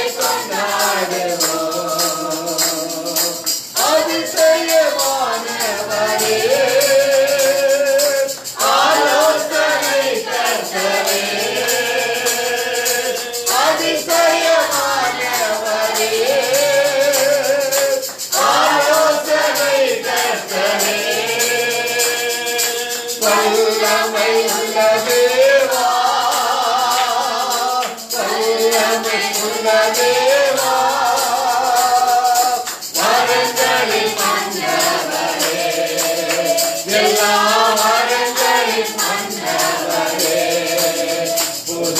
பாடல் பாடி பாடி இயேசு ராஜாவை கொண்டாடுவோம் புகழ்ந்து பாடல் பாடி பாடி இயேசு ராஜாவை கொண்டாடுவோம் புதிய பாடல் பாடி பாடி இயேசு ராஜாவை கொண்டாடுவோம் புகழ்ந்து பாடல் பாடி பாடி இயேசு ராஜாவை கொண்டாடுவோம். பிரியமானவர்களே, அவரை பாடி நாம் கொண்டாடும் பொழுது அது மிகுந்த ஆசீர்வாதத்தை தரும். தலைகளை தாழ்த்தி நாம் ஜெபம் செய்வோம். ஆண்டவரே, நீர் எங்களோடு கூட பேச வேண்டும் ஐயா, நீர் எங்களோடு கூட இடைப்பட வேண்டும் ஐயா, இந்த தெய்வீக ஆராதனைகளுடைய கிருபை எங்களுக்கு வேண்டும் ஐயா என்று சொல்லி நம் ஆண்டவரை நினைத்து கர்த்தரிடத்தில் கேட்போம். கர்த்தர் உங்களுக்காக எனக்காக ஒரு மகிமையான சத்தியத்தை வைத்திருக்கிறார். பிரியமானவர்களே, இந்த சத்தியத்தை கேட்கிற நீங்கள் நிச்சயமாய் சொல்லுகிறேன், ஆசீர்வதிக்கப்பட்டவர்கள், பாக்கியவான்கள். எங்களை நேசிக்கிற ஆண்டவரே, நீர் நாமத்திற்கு நன்றி ராஜா. நீர் எங்களோடு கூட பேச போகிறேன். இதுவரைக்கும் நீர் பேசினீரப்பா. எங்களுடைய உள்ளத்திலே கிரியை செய்படி காட்சி. ஒருவேளை கிரியை செய்யாவிட்டால் நீர் கிரியை செய்தது சுவாமி. இப்பொழுதும் நீ சத்தியத்தை கேட்க போகிறோம். எங்களோடு கூட நீர் பேசும் ஆண்டவரே. நீங்கள் பேசலாம், அது வீணாய் போய்விடும் ராஜா. நாங்கள் கேட்கும்படி ஆணுங்களே செவியை கட்ட திறந்து எங்களுடைய இருதயத்தை விருத்த சேதனம் செய்து எங்களுடைய ஆசீர்வதியும் இதை கண்ணமகிமை ஒருவருக்கே சொல்லும். இயேசுவின் நாமத்தில் சொல்லிக்கிறோம். ஆமென். Corona, happy corona. எல்லாருக்கும் கொரோனா சந்தோஷமா, ஹாப்பி கொரோனா சந்தோஷமா தெரியல. ஹாப்பி சாபத் சந்தோஷம் இல்லை. ஹாப்பி சாபத், ஓய்வு நாளின் நல்வாழ்த்துக்கள். கொரோனா பத்தி கவலைப்படாதீங்க, பயப்படாதீங்க. பயம் வந்துச்சு, என்ன இறங்கிரும் சொன்ன, இம்யூன் பவர் இறங்கிரும். கொரோனா வந்து கொத்திக்கும். யார் பயப்படுறாங்களோ அவங்களுக்கு இம்யூன் பவர் என்ன செய்யறோம், தன்னால இறங்கிடும். இறங்காமல் இருக்குன்னா பாதி வயிறு நல்லா சாப்பிட்டா போதும், தெம்பா இருப்பீங்க. ஜங்க் ஃபுட் அவாய்ட் பண்ணிடுங்க. அப்புறம் என்ன அவாய்ட் பண்ணிடுங்க, ஃபாஸ்ட் ஃபுட்டை அவாய்ட் பண்ணிடுங்க. கார்பனேட் ட்ரிங்க்ஸை அவாய்ட் பண்ணிடுங்க. நல்ல சீரக தண்ணி குடிங்க. அப்புறமா தும்ப பூ குடிங்க. அப்புறம் வேப்பலை ஜூஸ் இருந்தால் குடிங்க. அப்புறம் நல்ல காலையில் இஞ்சி, மதியானம் சுக்கு, சாயங்காலம் கடுக்காய். ஒரு மண்டலம் சாப்பிடுங்க. காலையில் இஞ்சி, மதியம் சின்ன சுக்கு, சாயங்காலம் ஒரு கடுக்காய். இதை ஒரு மண்டலம் சாப்பிடுறவங்களுக்கு உடம்புல எந்த வியாதி இருந்தாலும் என்ன செய்யணும், போயிடும். இது வந்து பழமொழி, அது முதுமொழி. இப்போ சொல்ற நல்ல மொழி, மனசுல வச்சுக்கோங்க. அதனால இஞ்சி எங்கேயாச்சும் தேடி வந்தாச்சும் காலையில ஒன்று போட்டு இஞ்சி தண்ணி குடிச்சிருங்க. சுக்கு மத்தியானத்தில் போட்டு குடிச்சிருங்க. கடுக்காய் சாயங்காலம் போட்டு குடிச்சிருங்க. ஒரு மண்டலம் குடிச்சிருங்க. எந்த வியாதி இருந்தாலும் உங்களை விட்டு என்ன செய்யணும், போயிடும். எந்த வியாதி உங்களை என்ன செய்யாது வந்து. நேற்று தினத்தில் ஒரு மகிமையான சத்தியத்தை நாம் படித்தோம். என்ன சத்தியத்தை படித்தோம்? என்ன சத்தியத்தை படித்தோம்? பிலிப்பியர் 4ஆம் அதிகாரத்தை மறுபடியும் ஞாபகப்படுத்த விரும்புகிறேன். ஒரு மகிமையான சத்தியத்தை கேட்க போகிறோம். வாசிக்கமா மறுபடியும் பிலிப்பியர் 4:4 வாசிப்போம். பிலிப்பியர் 4. கர்த்தருக்குள் எப்பொழுதும் எப்படி இருங்க, சந்தோஷமாயிருங்கள். சந்தோஷமாயிருங்கள் என்று மறுபடியும் சொல்லுகிறேன். எங்க போனா சந்தோஷம் கிடைக்கும்? என் வீட்டுல கிடையாதா? என் வேலையில கிடையாதா? என் வாழ்க்கையில கிடையாதா? ஏன் நமக்குள்ள கிடையாதா? இன்னைக்கு ஜனங்க சந்தோஷத்தை தேடி அலைறாங்க. ஆனா சந்தோஷம் எங்க இருக்குது அப்படின்றத நீங்களும் நானும் ஆழமா தெரிஞ்சுக்கணும். சந்தோஷம் யார்கிட்ட இருக்குது அப்படின்னு தெரிஞ்சுக்கிறோம். அப்படி யார்கிட்ட இருக்குன்னு தெரிஞ்சாதான் அது எங்க இருந்தாலும் சந்தோஷம் இருக்கும் அப்படின்றத நாம தெரிஞ்சுக்கிறோம். இப்படி பார்த்தோம்னு சொன்னா ஒரு பாட்டு பாடுவாங்க இங்கிலீஷ்ல, என்னது? Where Jesus in the family, எங்க? Where Jesus in the family, அப்படின்னா தமிழ்ல என்ன அர்த்தம்? இயேசு வந்த வீட்டில. அப்ப சந்தோஷத்தை கொடுக்கிறது யாரு? இயேசு கிறிஸ்து. அவர் எங்க இருக்கணும்? எங்க இருக்கணும்? எனக்குள்ள இருக்கணும். இதுல பழமொழி ஒன்று சொல்லுவாங்க இந்து மதத்துல, சரீரம் இல்லை என்றால் சிவன் இல்லை, சிவன் இல்லை என்றால் சரீரம் இல்லை. சரீரம் இல்லை என்றால் யார் இல்லை? சிவன் இல்லை. சிவன் இல்லை என்றால் சரீரம் இல்லை. அப்போ ஒரு மனுஷனுக்குள்ள யார் இருக்கிறான்னு மறைமுகமா சொல்றாங்க, இறைவன் இருக்கிறார். இறைவன் இல்லையே அது சரீரம் இல்லை, அது செத்த படம் என்று சொல்லுகிறார் மறைமுகமா. ஆனால் தெய்வம் இல்லாத மனிதன் இல்லை. தெய்வம் இல்லாத மனிதன் இல்லை. ஒருவேளை மனுஷன் இருக்கலாம் தெய்வம் இல்லாம, ஆனா தெய்வம் இல்லாத இடம் எதுவுமே இல்லை. அதனாலதான் ரொம்ப அழகா சொன்னாங்க, இறைவன் எங்கேயோ அங்கே என்ன உண்டு? சந்தோஷம் உண்டு. யாரிடம் உண்டோ அவர் எப்பொழுதும் எப்படி இருப்பாங்க? சந்தோஷமா இருப்பாங்க. இறைவன் எங்கேயோ அங்க என்ன உண்டு? அவர் யாரிடம் இருப்பாரோ அவரிடத்துல என்ன உண்டு? சந்தோஷம் உண்டு. அதனால்தான் இந்து மதம் என்னத்தை சொல்லி கொடுத்துச்சுன்னா, தியானத்தை பத்தி சொல்லி கொடுத்துச்சு. நீ எப்பவே இறைவன் என்ன செய்ய, தியானம் செய்ய சொல்லி கொடுத்துச்சு. ஆனா கிறிஸ்தவ மதம் எது சொல்லி கொடுத்துச்சு? நீ எப்பொழுது என்ன செய்ய, இறைவனை இரவும் பகல் என்ன செய்ய, தியானம் செய்ய, இடைவிடாமல் என்ன செய்ய, ஜெபம் பண்ணு அப்படின்னு சொல்லி கொடுத்துச்சு. அறிவாளிக்கு அனுபவசாலிக்கு என்ன வித்தியாசம் தெரியுமா? அறிவாளிக்கு அனுபவசாலிக்கு என்ன வித்தியாசம்?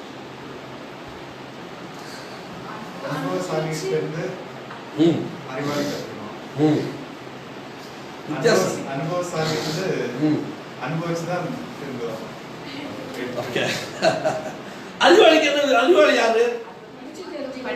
அறிவாளி யாரு? படிச்சு தெரிஞ்சுக்குவான். அனுபவசாலி பட்டு தெரிஞ்சுக்குவானா? இது அவன் அனுபவசாலி ஆக்டரா? அறிவாளி படிச்சவன், பட்டம் பெற்றவன், திறமை இருக்கும், பேசுவான், செயலில் காட்டுவான்.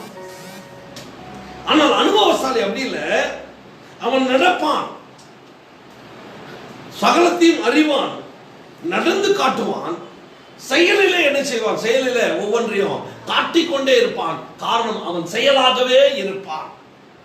எப்படி அப்படி கேட்கலாம். அறிவாளின்றவன் இந்த ஸ்ட்ரீட் லைட் மாதிரி, இதை விட்டு தாண்டி போயிட்டா என்ன கிடைக்காது? அவனுக்கு லைட்டு கிடைக்காது. ஆனா அனுபவசாலி அப்படி இல்லை, அவனே லைட்டா என்ன செய்துவான்? மாறிடுவான். இதுதான் அறிவாளிக்கும் அனுபவசாலிக்கும் வித்தியாசம். அப்ப இறைவன் இல்லாதவன் கூட மனிதனாக இருக்கலாம், ஆனால் இறைவன் எவனுக்குள் இருக்கிறானோ அவன் இறைவனாகவே என்ன செய்து விடுகிறான்? மாறி விடுகிறான். அதான் பைபிள்ல சொன்னாங்க, அந்த காலத்துல தேவர்கள் என்று சொன்னது யாருன்னா, தெய்வத்தை போல வாழ்ந்தவர்களுக்கு தான் என்ன பேர் கொடுத்தாங்க? தேவர்கள் என்று சொன்னாங்க. எதுக்கு ஆண்டவர் மோசேயை பார்த்து நீ இஸ்ரவேலுக்கு தேவன், எகிப்துக்கு தேவன் ஏன் சொன்னார்னா, அவன் தெய்வத்தின் திருவடிவாகவே என்ன செய்தான்? வாழ்ந்தான். பிரியமானவர்களே, ஆகவேதான் சந்தோஷமா இருக்க பழகிக்கன்னு ஆண்டவர் சொல்லி கொடுத்தாரு.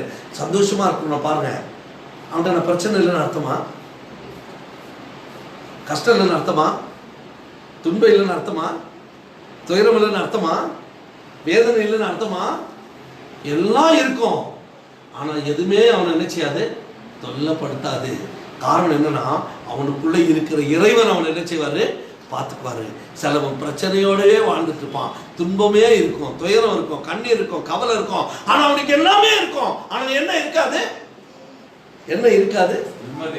நிம்மதி இருக்காது, சந்தோஷம் இருக்காது. எத்தனை பேர் நம்புறீங்க? ஒண்ணு இல்லப்பா, அவன் நிம்மதியா இருக்கான், எல்லாம் இருக்குதுப்பா, அவன்கிட்ட என்ன இல்லை?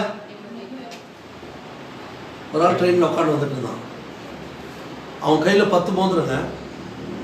ஒரு மோதிரம் செங்கல் ஸ்டைலில் இருக்குது, இன்னொரு மோதிரம் பூ ஸ்டைலில் இருக்குது, இன்னொரு மோதிரம் ஹார்ட் ஸ்டைலில் இருக்குது, இன்னொரு மோதிரம் லேண்ட் ஸ்டைலில் இருக்குது. 5 கையில் இந்த கையில் 5 இந்த கையில் 5 போட்டுக்கிறான். ஒரு 6 இருந்தால் கூட அதில் கூட மாட்டிருப்பான் போல இருக்குது. இங்கே 5 இங்கே 5 போட்டுக்கிறான். கழுத்தில் வேறு செயின். காது எதை குத்திக்கல, பையனா போயிட்டான் போல, அதனால காது குத்திக்கல. இப்போ காது குத்துறவனா தான் இங்கெல்லாம் குத்திருப்பான். சில பார்த்துக்கிட்டீங்களா, இங்கே பாருங்க வெளியே இறங்கும் போது இதெல்லாம் காது குத்திருப்பான்.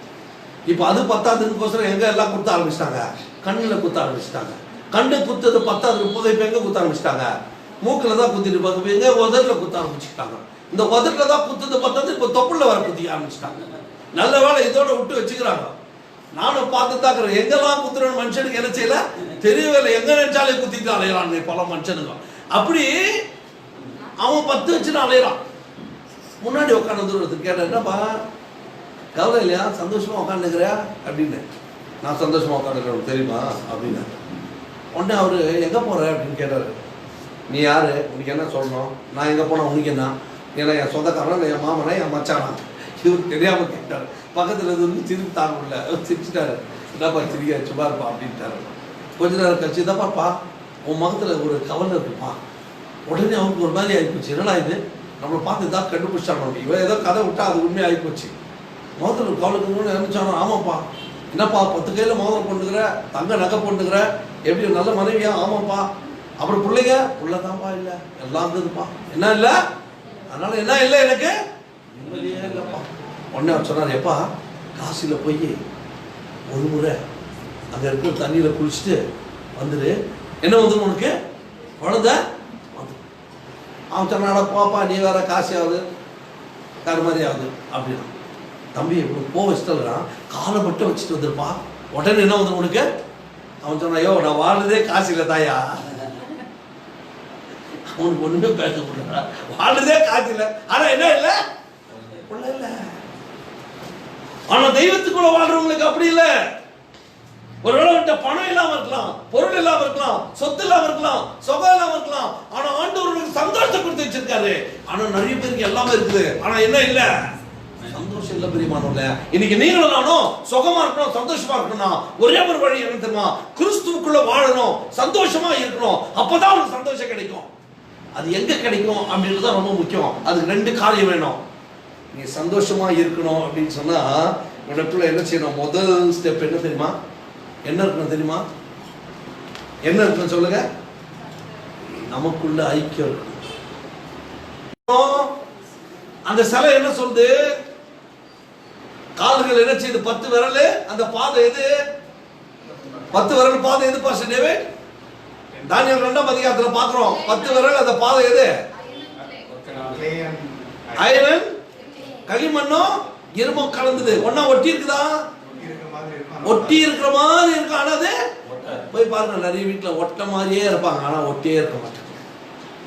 பாத்துக்கிறீங்களா, நிறைய கணவன் மனைவி எப்படி இருப்பாங்க, ஒட்டி இருக்கிற மாதிரியே இருப்பாங்க, ஆனா எப்படி இருக்க மாட்டாங்க, ஒட்ட மாட்டாங்க. பாத்துக்கிறீங்களா, நிறைய கணவன் மனைவி வீட்டுல பிரியமானவங்க, நிறைய பிள்ளைங்க பெற்றோர் பாருங்க ஒட்ட மாதிரியே காட்டுவாங்க, ஆனா என்ன இருக்காதுங்க, ஒற்றுமையா இருக்காது. நிறைய நாட்டில் பாருங்க ஒட்ட மாதிரியே காட்டுவாங்க, ஆனா என்ன இருக்காது, ஒட்டியே இருக்காது. இதெல்லாம் ரொம்ப முதலாளி போய் பாருங்க, தொழிலாளி ஒட்ட மாதிரியே இருப்பாங்க, என்ன மாட்டாங்க, ஒட்ட மாட்டாங்க. பட்சபாதம் என்ன செய்ய மாட்டாங்க, பண்ணாத மாதிரி இருப்பாங்க, ஆனா என்ன இருக்கும், பட்சபாதம் இருக்கும். இன்னைக்கு உலகத்துல பாத்தீங்கன்னா ஒற்றுமையே இல்லாம இருக்குது. அதான் தான் சொன்னாரு, ராஜ்யத்துக்கு ராஜ்யம் யுத்தம் வரும் அப்படின்னா, ஜனங்களுக்கு ஜனம் என்னது விரோதமா எழுப்பினாரு. ஆனா சபைக்கு சபை யுத்தம் வரும் சொன்னாரா. ஆனா எங்க போய் பார்க்கணும், ஒற்றுமை எங்க இருக்கணும் ஆண்டவரே, முதல்ல சபையில இருக்கணும். சபையில என்ன செய்யணும், முதல்ல ஒற்றுமை இருக்கணும். சபையில ஒற்றுமை இல்லைன்னா அங்க யாரும் இல்லைன்னு அர்த்தம். எந்த சபையில பாபேல் கோபுரம் கட்டினாங்க. பாபேல் கோபுரம் ஏன் கட்டினாங்க, எல்லாரும் ஒன்னா இருக்கணும்னு கட்டினாங்க. ஆனா ஆண்டவர் என்ன பண்ணாரு, வந்து பிரிச்சு விட்டாரு. ஆனா கோயில் என்ன பண்ணாங்க, ஒற்றுமை இருக்கணும், ஆண்டவர் கோயில் வச்சாரு. எல்லாரும் என்ன பண்ணிட்டாங்க, என்ன பண்ணாங்க, ஆண்டவர் அங்க போய் பிரிச்சு விட்டாரு. அப்ப சாத்தா எங்க பிரியமானே, ஆண்டவர் அங்க பிரிச்சு விட்டாரா இல்லையா. இப்ப சாத்தா என்ன பண்றான், கோயில்ல வந்து எந்த கோயில்ல கடவுள் வாழ்றாரு, யாருன்னு சொல்லுங்க, எந்த கோயில்ல கடவுள் வாழ்றாரு, எந்த சர்ச்சில் கடவுள் வாழ்றாரு, கையால் கட்டப்பட்ட ஆலயத்துல தேவன் வாசம் பண்ணுவதில்லை. ஆனா சபை கூடி வருதல என்ன செய்யாதீங்க, விட்டு விடாதீங்கன்னு சொன்னாரு. எபிரேயர் 10:25 வாசிக்கிறோம். சபை கூடி வருதல விட்டு விடாதீங்கன்னு சொன்னாரு. ஏன் விட்டு விடாதுன்னு சொன்னாரு, சபையில என்ன இருக்கணும்னு சொன்னாரு, ஒற்றுமை இருக்கணும்னு சொன்னாரு. இப்ப எந்த சபையில ஒற்றுமை இருக்குது, பார்க்கலாம் யார் சொல்றீங்க, உங்களுக்கு கிஃப்ட் கொடுக்குறேன். எந்த சர்ச்சில் ஒற்றுமை இருக்குது?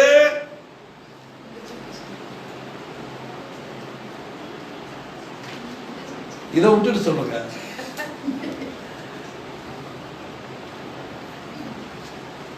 நிறைய பேர் சொல்லிக்கிறாங்க யார் சர்ச்சில் கடவுள் இருக்காரு, யார் சர்ச்சில் கடவுள் இருக்காரு. உண்மையா சொல்றாங்க பிரியமானவர்களே, எந்த சர்ச்சனா இருக்கட்டும் உலகத்துல, எங்க சண்டையிலையோ அந்த சர்ச்சில் யார் இருப்பாங்க? கடவுள். எங்க பிரச்சனை இல்லையோ அந்த சர்ச்சில் யார் இருப்பாரு? எங்க அரசியல் இல்லையோ அந்த சர்ச்சில் யார் இருப்பாரு? இல்லைன்னா அந்த சர்ச்சில் யார் இருக்க மாட்டா? கடவுள் இருக்க மாட்டார். கலகம் குருப்பிசம் எங்க வச்சிருக்கானோ அந்த சர்ச்சில் யார் இருக்க மாட்டாங்க? ஆண்டவர் இருக்க மாட்டாங்க. ஒற்றுமை எங்க வராது? அங்க வராது. ஒற்றுமை எங்க தொடங்கணும்? அங்கதான் தொடங்கணும். வாசிங்க, ஒருமனப்பாடை பத்தி ஆண்டவர் பேசுறாரு. அப்போஸ்தலர் புத்தகம் 2ஆம் அதிகாரம் 4வது வசனத்தை வாசிக்கும். அப்போஸ்தலர் 2:46-47 வாசிப்போம். அப்போஸ்தலர் 2:46-47 வாசிப்போம். அவர்கள் ஒருமனப்பட்டவர்களாய் தேவாலயத்தில் அனுதினமும் தரிசித்து வீடுகள் தோறும் அப்பம் பிட்டு மகிழ்ச்சியோடும் கபடமில்லாத இதயத்தோடும் போஜனம் பண்ணி தேவனை துதித்து ஜனங்கள் எல்லாரிடத்திலும் தயவு பெற்றிருந்தார்கள். என்ன பண்ணாங்களா? அவங்க ஒருமனப்பட்டவர்களாய் எப்படி இருந்தாங்களா? ஐக்கியத்தை பத்தி பேசுறாங்க பிரியமானவர்களே. யுஎன்ஓல என்ன பண்றாங்க தெரியுமா? யுஎன்ஓல என்ன பண்றாங்க? யுனைடெட் நேஷன் ஆர்கனைசேஷன் என்ன பண்றாங்க தெரியுமா? டெய்லி ஐக்கியத்தை பத்தி பாடுறாங்களாம். ஆனா என்ன கிடையாது, அங்க ஐக்கியம் கிடையாது. நீ எங்கடா போய் பாருங்க, உனக்கு ஐக்கியம் கிடையாது. ஆனா ஒருமனப்பாடு எங்க வரணும்னு சொன்னா சபையில வரணும். சபையில வரும்போது தான் ஆண்டவர் என்ன செய்வாராங்க? கிரியை செய்வாராம். என்ன செய்வார் ஆண்டவர்? வாசிங்க 47வது வசனம் வாசிங்க. தேவனை துதித்து ஜனங்கள் எல்லாரிடத்திலும் தயவு பெற்றிருந்தார்கள். ரட்சிக்கப்படுகிறவர்களை கர்த்தர் அனுதினமும் சபையில சேர்த்து கொண்டு வந்தார். ஆத்துமாக்களை சபையில சேர்க்கிறது யாரு? ஆத்துமாக்களை சபையில சேர்க்கிறது யாரு? இந்த சபை வளரணும்னா அது யார் சேர்க்கிறது? ஆண்டவர் தான். எத்தனை பேர் நம்பிக்கை இருக்கு? ஆண்டவர் தான் ஆத்துமாவை சேர்க்கிறாரு. Praise the Lord. அப்ப நம்ம வேலை என்ன? நம்ம வேலை என்ன? நம்ம வேலை என்ன? நம்ம வேலை என்ன? ஒற்றுமையா இருக்கணும். சத்தியமான வார்த்தை சத்தியத்தை சொல்றது. அதுக்கு முன்னாடி நம்ம எப்படி இருக்கணும்? ஒற்றுமை இல்ல நாங்க யாரும் இருக்க மாட்டோம். ஆண்டவர் நாங்க என்ன இல்ல, ஆத்ம ஆதாயம் இல்ல, அதுவும் என்னவும் இல்ல, சந்தோஷமும் இல்ல. அப்ப நீங்களும் நானும் எப்படி இருக்கணும்னா ஒற்றுமையா இருக்கணும், ஐக்கியமா இருக்கணும். அப்பனா ரெண்டு காரியம் நம்ம கிட்ட இருக்க கூடாது. என்ன இருக்க கூடாது அப்படின்னு கேட்டீங்கன்னா எபேசியர் 4ஆம் அதிகாரம் 32வது வசனம். எபேசியர் 4:32 வாசிப்போம். ஒருவருக்கொருவர் தயவாயும் மன உருக்கமாயும் கிறிஸ்துவுக்குள் தேவன் உங்களுக்கு மன்னித்தது போல நீங்களும் ஒருவருக்கொருவர் மன்னியுங்கள். எப்படி இருக்கணும்? ஒருவருக்கொருவர் எப்படி இருக்கணும்? தயவா இருக்கணும். எப்படி இருக்கணும்? நம்ம பக்கத்துல இருக்கிறவங்க எப்படி இருக்கணும்? நம்ம பக்கத்துல இருக்கிறவங்க எப்படி இருக்கணும்? தயவா இருக்கணும், பொறுமையா இருக்கணும், அன்பா இருக்கணும். ஒருவர் பாவத்தை என்ன செய்யணும்? ஒருவர் தூக்கி தூற்றி திரியணுமா? ஒருத்த பாவத்தை ஒருத்தர் தூக்கி தூற்றி திரியணுமா? அந்த பாவத்தை என்ன செய்யணும்? மூடி வைக்கணும். பக்கத்தில் இருக்கிறவங்க பார்த்து சொல்லுங்க, ஒருவர் பாவத்தை ஒருவர் மன்னிக்க வேண்டும். பக்கத்தில் இருக்கிறவங்க பார்த்து சொல்லுங்க தயவு செய்து, ஒருவர் பாவத்தை ஒருவர் மன்னிக்க வேண்டும். ஒருவர் பாவத்தை ஒருவர் மன்னிக்க வேண்டும். ஒருவர் பாவத்தை ஒருவர் மன்னிக்க வேண்டும்.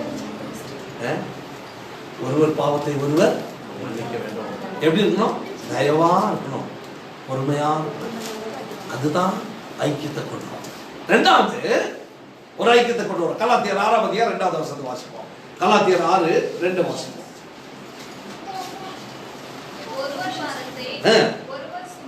என்ன பண்ணும்? ஒருவர் பாரத்தை ஒருவர் சுமக்கணும்.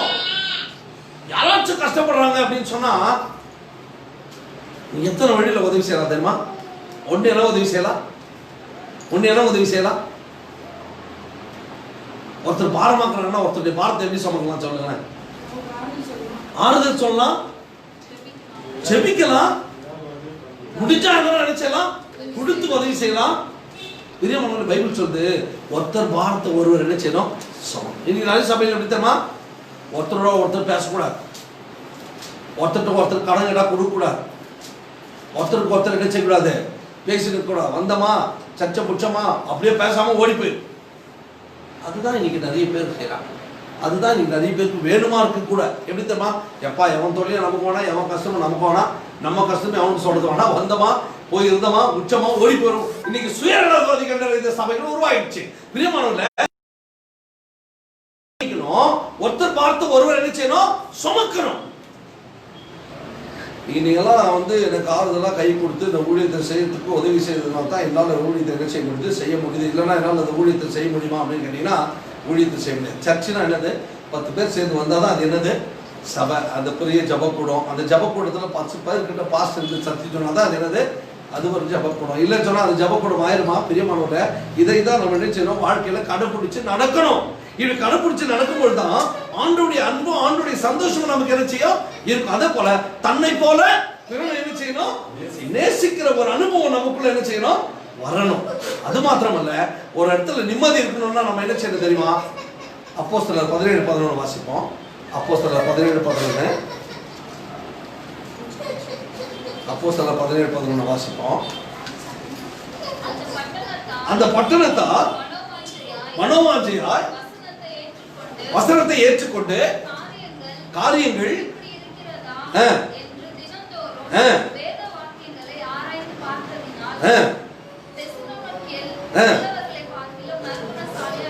பாத்தீங்கன்னா ஐக்கியம் எப்படி வரும்? ஒரு சர்ச்சில் 2 காரியம் இருக்கக்கூடாது. என்ன இருக்கணும்? 2 காரியம் சொல்லணும். என்னது ஐக்கியம் வரணும்? என்ன பண்ணணும்? ஒருத்தர் பாவத்தை ஒருவர் சுமக்கணும், ஒருவர் பாவத்தை ஒருவர் மன்னிக்கணும். 2வது என்னது? 3வது என்னது? ஆண்டுடைய வசனத்தை என்ன செய்யணும்? ஆராய்ச்சி செய்யணும். எல்லாரும் ஆராய்ச்சி செய்ய முடியுமாங்க? அப்படி ஆராய்ச்சி செய்வது என்னவா மாறுவாங்களா? நற்குணசாலிகளா மாறுவாங்க. எந்த சபையில சந்தோஷம், எந்த மனுஷனுக்கு சந்தோஷம் கிடைக்கணும்? நற்குணசாலிகளா என்ன செய்யணும்? மாறணும். 4வது காரியத்தை சொல்லி முடிச்சிருவோம். மிகவும் ஆசீர்வாதமான ஒரு வார்த்தை. அப்போஸ்தலர் 16:14 வாசிப்போம். அப்போஸ்தலர் 16:14 அப்போஸ்தலர் 16:14 Book of Acts chapter 16 verse 14. அப்போது தியத்தீரா ஊராரும் இரத்தாம்பரம் இருக்கிறவரும் தேவனை வணங்குகிறவரும் ஆகிய லிதியாள் என்னும் பேருள்ள ஒரு ஸ்திரீ ஏற்றுக்கொண்டிருந்தாள். அவள் சொல்லியவைகளை கவனிக்கும்படி கர்த்தர் அவள் இருதயத்தை திறந்தார். கர்த்தர் அவளுடைய இருதயத்தை என்ன செய்தாரு? திறந்தார். எப்படி திறந்தாரா? ஏன் திறந்தாரா? ஆண்டுடைய வசனத்தை கேட்கும்படி கர்த்தர் என்ன செய்தார்? அந்த இருதயத்தை திறந்தார். பிரியமானவர்களே, நீ நானும் சும்மா வசனத்தை கேட்க முடியாது. நீ நானும் வசனத்தை கேட்டு மனம் திரும்ப முடியாது.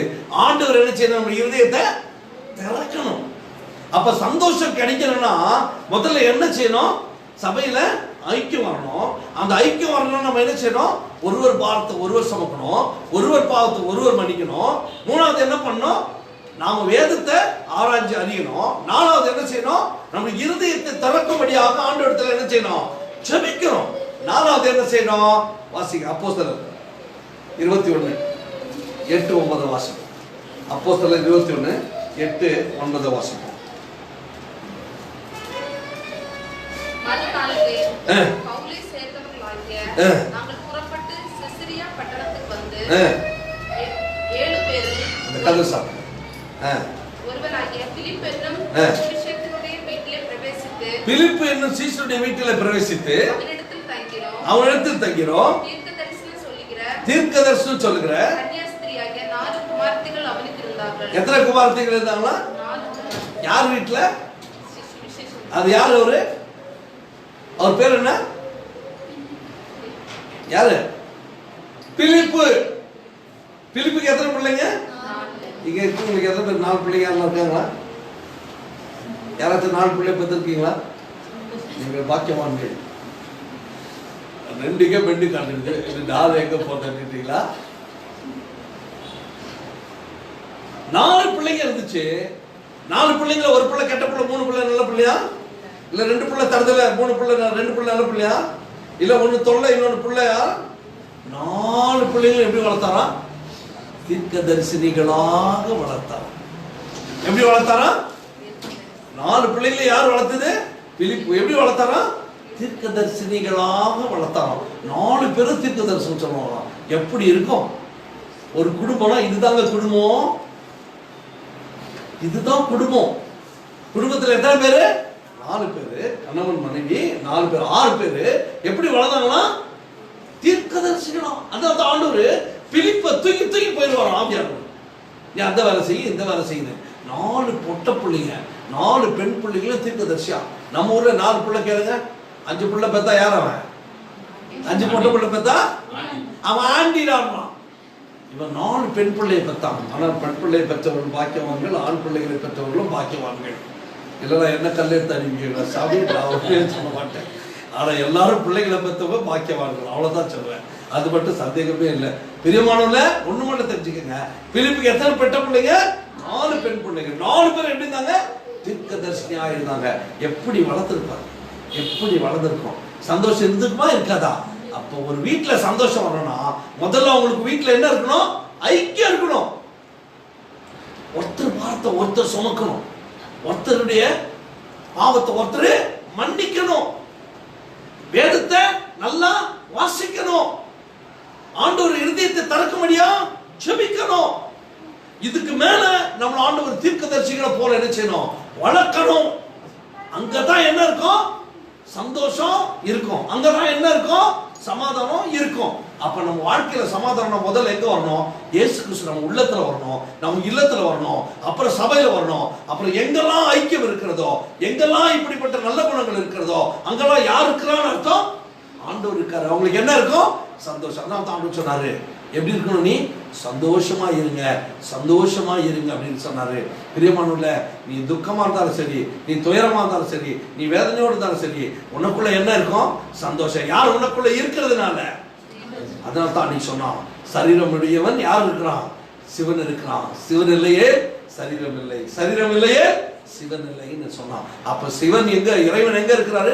நம்ம ஒரு கேள்வி கேட்கணும், இறைவன் என் உள்ளத்தில் இருக்கிற அளவுக்கு நான் இருக்கிறேனா? நான் தகுதி உள்ளவனாக இருக்கிறேனா? வாங்க, ஒரு 3 பேர் வாங்க, வாங்க 3 பேர் வாங்க.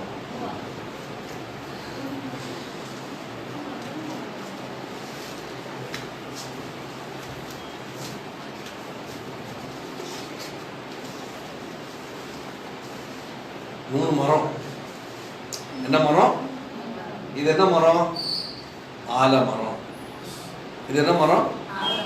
இது அரச மரம், அது ஆலிவ் மரம். அப்படி ஒரு 3 மரத்தை வச்சுக்கோ.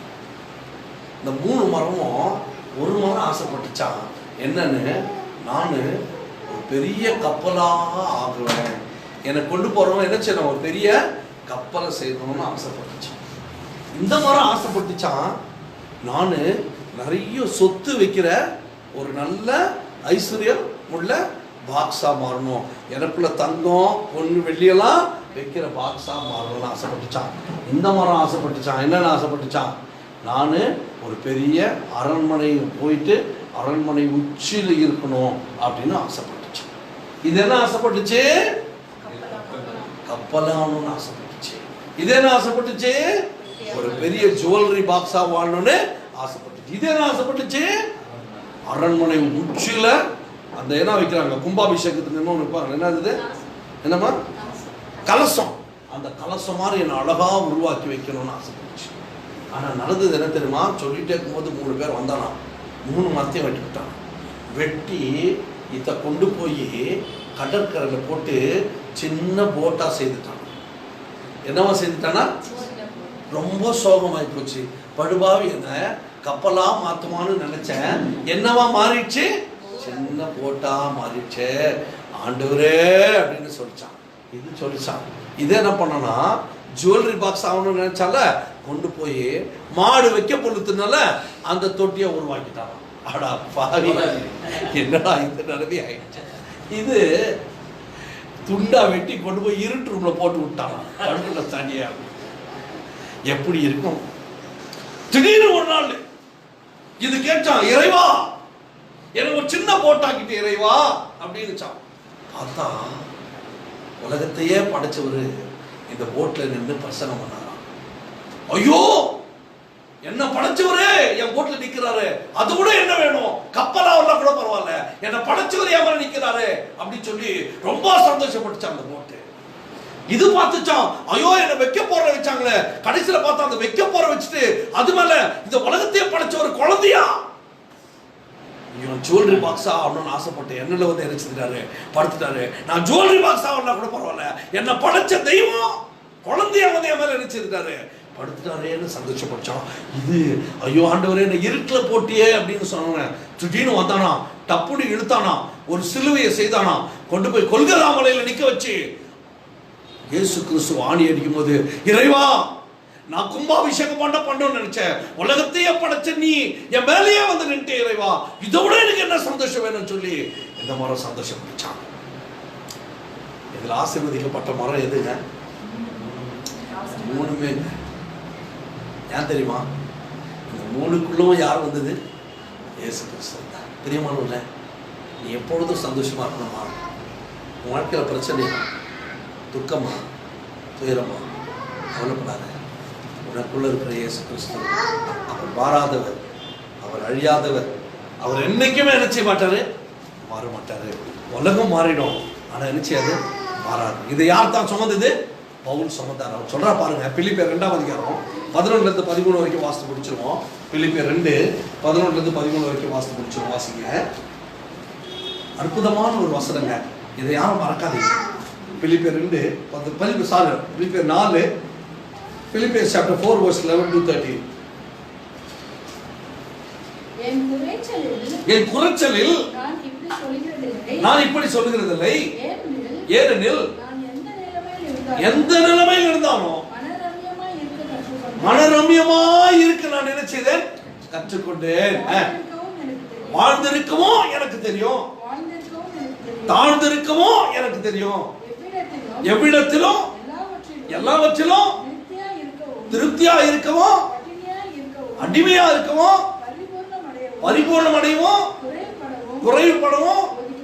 பார்த்தீங்களாங்க, ஆசை ஏசப்பா பிள்ளைங்க எப்பவுமே சந்தோஷமா இருப்பான். ஐயோ ஐயோ அப்பா அப்பா சொல்லுமா, அம்மா ஏன் அவன் எப்பவுமே அப்பா பா பா பான்னு சொல்லிட்டே இருப்பான். ஒரு மனுஷன் சொன்னாரு, ஏய் நீ கடவுளை வணங்குறியோ இல்லையடா, சும்மா வாச்சும் உன் வாழ்க்கையில் எதனா ஒன்று நடக்கும், நான் நன்றி மட்டும் சொல்கிறான், தன்னால் நடந்துடும். ஏன்னா அந்த இறைவனே உன்னை வாழ வச்சு வரான். சிலர் பார்த்தீங்கன்னா அந்த நெகட்டிவ்லேயே சுற்றுவான், நெகட்டிவ் மைண்டோடவே சுற்றுவான். அவனை இறைவனால் கூட வாழ வைக்க முடியாதுங்க. நீ பாசிட்டிவ், ஆண்டவரே உனக்கு நன்றி, ஆண்டவரே உனக்கு நன்றின்னு சொல்லி பாரு, உன் பாசிட்டிவ் நெகட்டிவ் எல்லாம் பாசிட்டிவாக. ஆகவே பிரியமான தேவஜனமே, வேதவசனம் சொல்லுது, நீ எப்பொழுதும் சந்தோஷமா இருக்கணும். எப்பொழுதும் சந்தோஷமா இருக்கணும். எப்படி இருக்கணும்? ஐக்கியமா, ஒற்றுமையா, உண்மையா இருந்து பாரு. ஒருத்தர் பாவத்தை நீ சுமந்து பாரு, ஒருத்தர் பாவத்தை நீ மன்னிச்சு பாரு, வேதவசனத்தை வாசிச்சு பாரு, ஆண்டவருக்கு பிரியமா இருந்து பாரு. உன் வாழ்க்கையில சந்தோஷத்தை யாராலையும் உங்கள்கிட்ட என்ன செய்ய முடியாது? இருக்க முடியாது.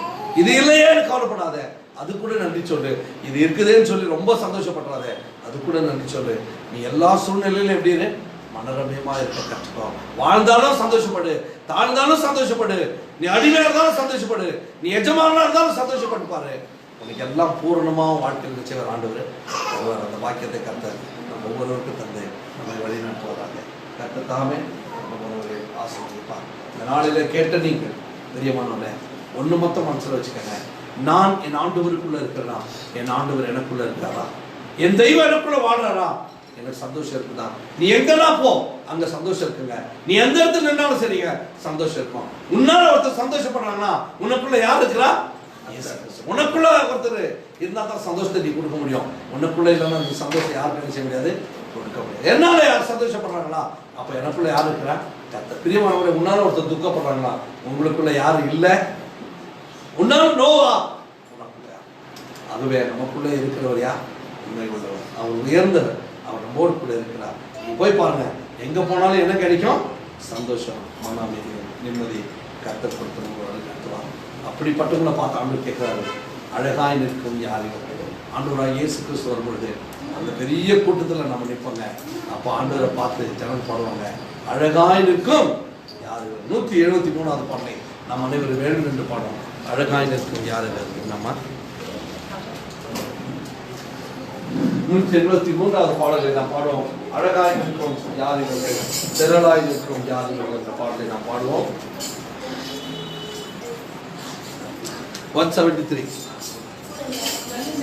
அழகாய் நிற்கும் யாரிவர்கள், திரளாய் நிற்கும் யாரிவர்கள், சேனை தலைவராம் இயேசுவின் போற்றல் அழகாய் நிற்கும் யாரிவர்கள், சேனை தலைவராம் இயேசுவின் போற்றல் அழகாய் நிற்கும் யாரிவர்கள், எல்லா ஜாதியா எல்லா கோத்திரா எல்லா மொழியா பேசும் மக்களாய் சிலுவையின் கீழ் இயேசு ரத்தத்தால் போராட்டம் செய்து முடித்தார்.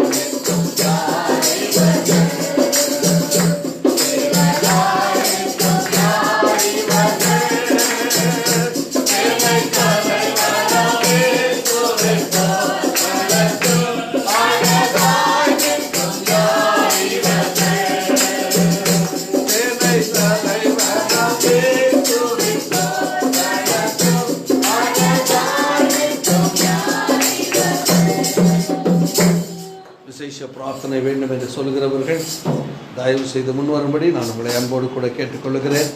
உங்களுக்காக விசேஷ பிரார்த்தனை செய்யப்படும். நீ விசுவாசித்தால் தேவ மகிமை காண்பார் என்று வேதவசனம் சொல்லுகிறது. உன்னில் உள்ள பிரச்சனை என்ன என்று நான் அறியேன். ஆனால் நீ ஆண்டவருக்காக ஆண்டவரிடத்தில் ஒரு விசேஷ பிரார்த்தனை வேண்டும் என்று நீ யோசித்திருப்பாயானால் உனக்காக உன் விண்ணப்பத்திற்காக நீ ஆண்டுடைய சமூகத்தில் முன்பாக வந்து முழங்கால் பண்ணிடுவாயா. உனக்காக ஆண்டுடைய ஊழியக்காரனாக இருக்கிற அடிமை ஜபிக்க போகிற கர்த்தர் உங்களுக்காக ஜபிக்கிற ஜபத்தை அவர் கேட்டுக்கொண்டிருக்கிறார். பிரியமான தேவனுடைய ஜனமே, நீ சுகமாய் வாழ வேண்டும் என்று சொல்லி அழுது ஜபிக்கிற ஊழியக்காரர்களுக்காக நீங்கள் ஜபித்துக் கொள்ளுங்கள். உங்களுக்காக சுகமாய் வாழ வேண்டும் என்று சொல்லி கண்ணீரோடு ஜபிக்கிற ஊழியக்காரனுக்காக கூட நீங்கள் ஜபித்துக் கொள்ளும்படி உங்களை அன்போடு கூட நான் கேட்டுக்கொள்ளுகிறேன். நிச்சயமாக இந்த நாளிலே முன் வந்து முழங்கால் படியிட்டுக் கொண்டிருக்கிற உங்களை கர்த்தர் ஆசீர்வதிப்பார். அவர் உங்கள் விண்ணப்பங்களை கர்த்தர் கேட்பார். அவர் உங்களுடைய வாயின் வார்த்தைகளை கவனிக்கிறார். உங்கள் உள்ளத்தில் இருக்கக்கூடிய வேதனை அவர் அறிந்திருக்கிறார். இந்த நாளிலே நீங்கள் எந்த நோக்கத்திற்காக முழங்கால் படியிட்டு இருக்கிறீர்களோ அதை கர்த்தரிடத்திலே சொல்லுங்கள். நீங்கள் விசுவாசத்தோடு சொல்வீர்களானால் கர்த்தர் அதை நிச்சயமாய் நிறைவேற்றுவார். நீங்கள் அதை சாட்சியாக சொல்ல வேண்டும் என்று கர்த்தர் விரும்புகிறார். பிரியமானவர்களே, இந்த ஆன்லைன்ல கூட கேட்டுக்கொண்டிருக்க என் சகோதரனே சகோதரியே, உனக்கும் அப்படி ஒரு சூழ்நிலை இருக்குமானால் நீயும் முழங்கால் படியிட்டுக் கொள்ளும்படி உன்னை அன்போடு கூட நான் கேட்டுக்கொள்கிறேன். இந்த அற்புத ஜெப வேளை அநேகருக்கு அற்புதத்தை கொடுத்திருக்கிறது. இப்பொழுதும் அற்புதத்தை கொடுக்க ஆண்டவர் சித்தமுள்ளவராய் இருக்கிறார். உங்களுடைய ஆசீர்வாதத்தை உங்களுக்கு தர அவர் காத்து கொண்டிருக்கிறார். ஒரே ஒரு வார்த்தை சொல்லுங்க, அப்பா உமக்கு விரோதமா நான் பாவம் செய்திருந்தா என்னை தயவு செய்து மன்னிங்கப்பா. நான் இதுவரைக்கும் தெரியாம பாவம் செய்திருப்பேன், என்னை தயவாய் மன்னிங்க ஆண்டவரே. இனி வருகிற நாட்களில் பாவம் செய்யாதபடி வாழ எனக்கு உதவி செய்யுங்க ஆண்டவரே. எந்த இடத்துல நான் சொல்ல வர விண்ணப்பத்தை நீங்க தயவு செய்து கேளுங்க ஆண்டவரே. நிறைய கேட்டு பதில் கொடுத்திருக்கிறீங்க ராஜா, இனியும் நீங்க கொடுக்க போறீங்க ஆண்டவரே என்று சொல்லி நீங்க சொல்லுவீங்கன்னு சொன்னா இந்த நேரத்தில் ஆண்டவர் உங்களுடைய ஜபங்களுக்கு பதில் கொடுக்க அவர் சித்தமுள்ளவராய் இருக்கிறார். பிரியமான சகோதரி சகோதரியே, நீ கலங்காதே, நீ கலங்காதே, நீ திகையாதே, உன் தேவன் உனக்கு உண்டு. ஆண்டவரிடத்துல சொல்லுங்க, அப்பா என் உள்ளத்துல நீ இருக ஆண்டவரே, உன்னை நான் முழுவதும் நம்ப பற்றிக்கொள்ள எனக்கு உதவி செய்யுங்க. என் வாழ்க்கையில ஒரு அற்புதத்தை செய்யுங்கப்பா. இந்த வர வாரத்துல ஒரு அற்புதத்தை செய்யணும்ப்பா. சொல்லி பாருங்க. இப்பொழுது அவங்க அற்புதம் தொடங்கிறோம்.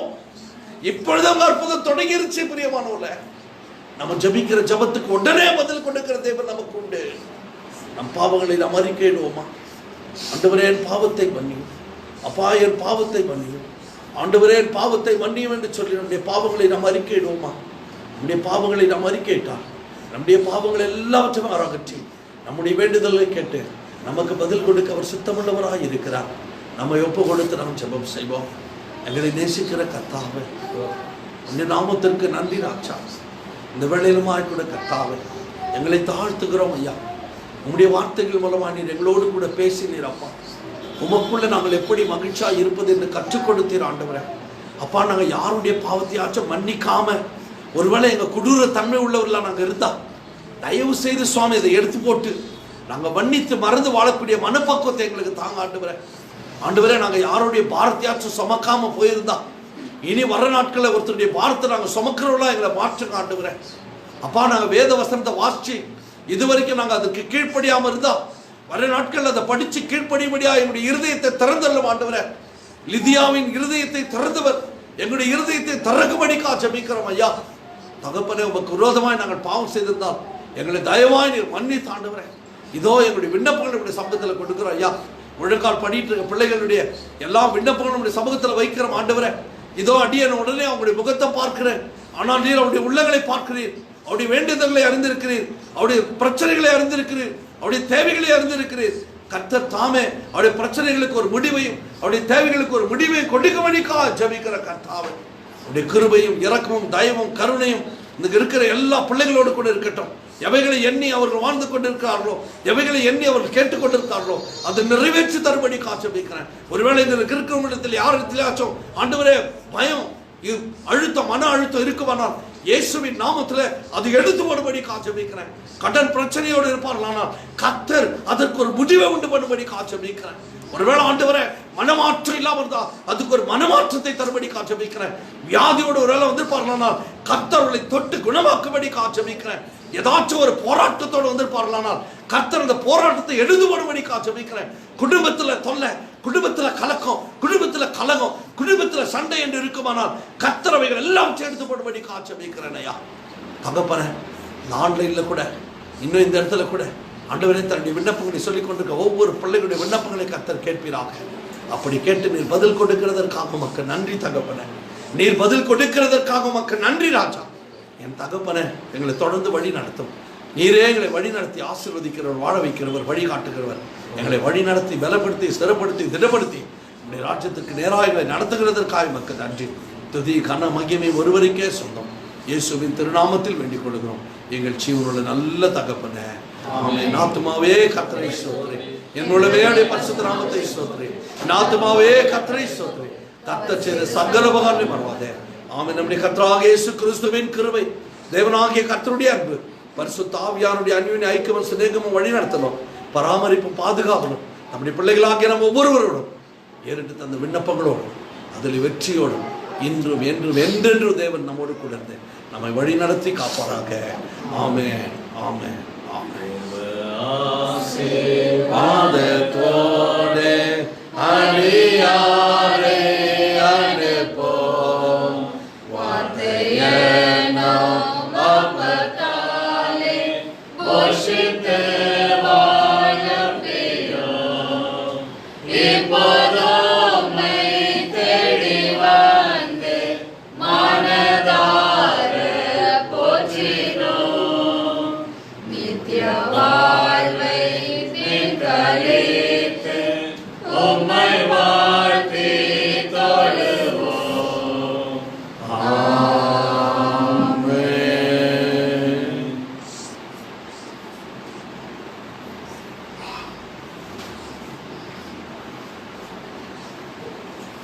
இந்த நாளிலே ஆலயம் நடக்கும்படியாக கர்த்தர் செய்த கிருபைக்காக தேவனை ஸ்தோத்திரிப்போம். வந்த கலந்து கொண்ட ஒவ்வொருவருடைய வாழ்க்கையிலும் கர்த்தர் அற்புதங்களை செய்வாராக, அதிசயங்களை காண்பீர்களாக. இதோ நான் உங்களுக்கு உங்கள் மத்தியில் ஒரு அதிசயத்தை செய்கிறேன் என்று கர்த்தர் சொல்கிறார். அந்த அதிசயம் வாழ்க்கையில் நடக்கும். கர்த்தர் உங்கள் ஒவ்வொருவரையும் ஆசீர்வதிப்பார்.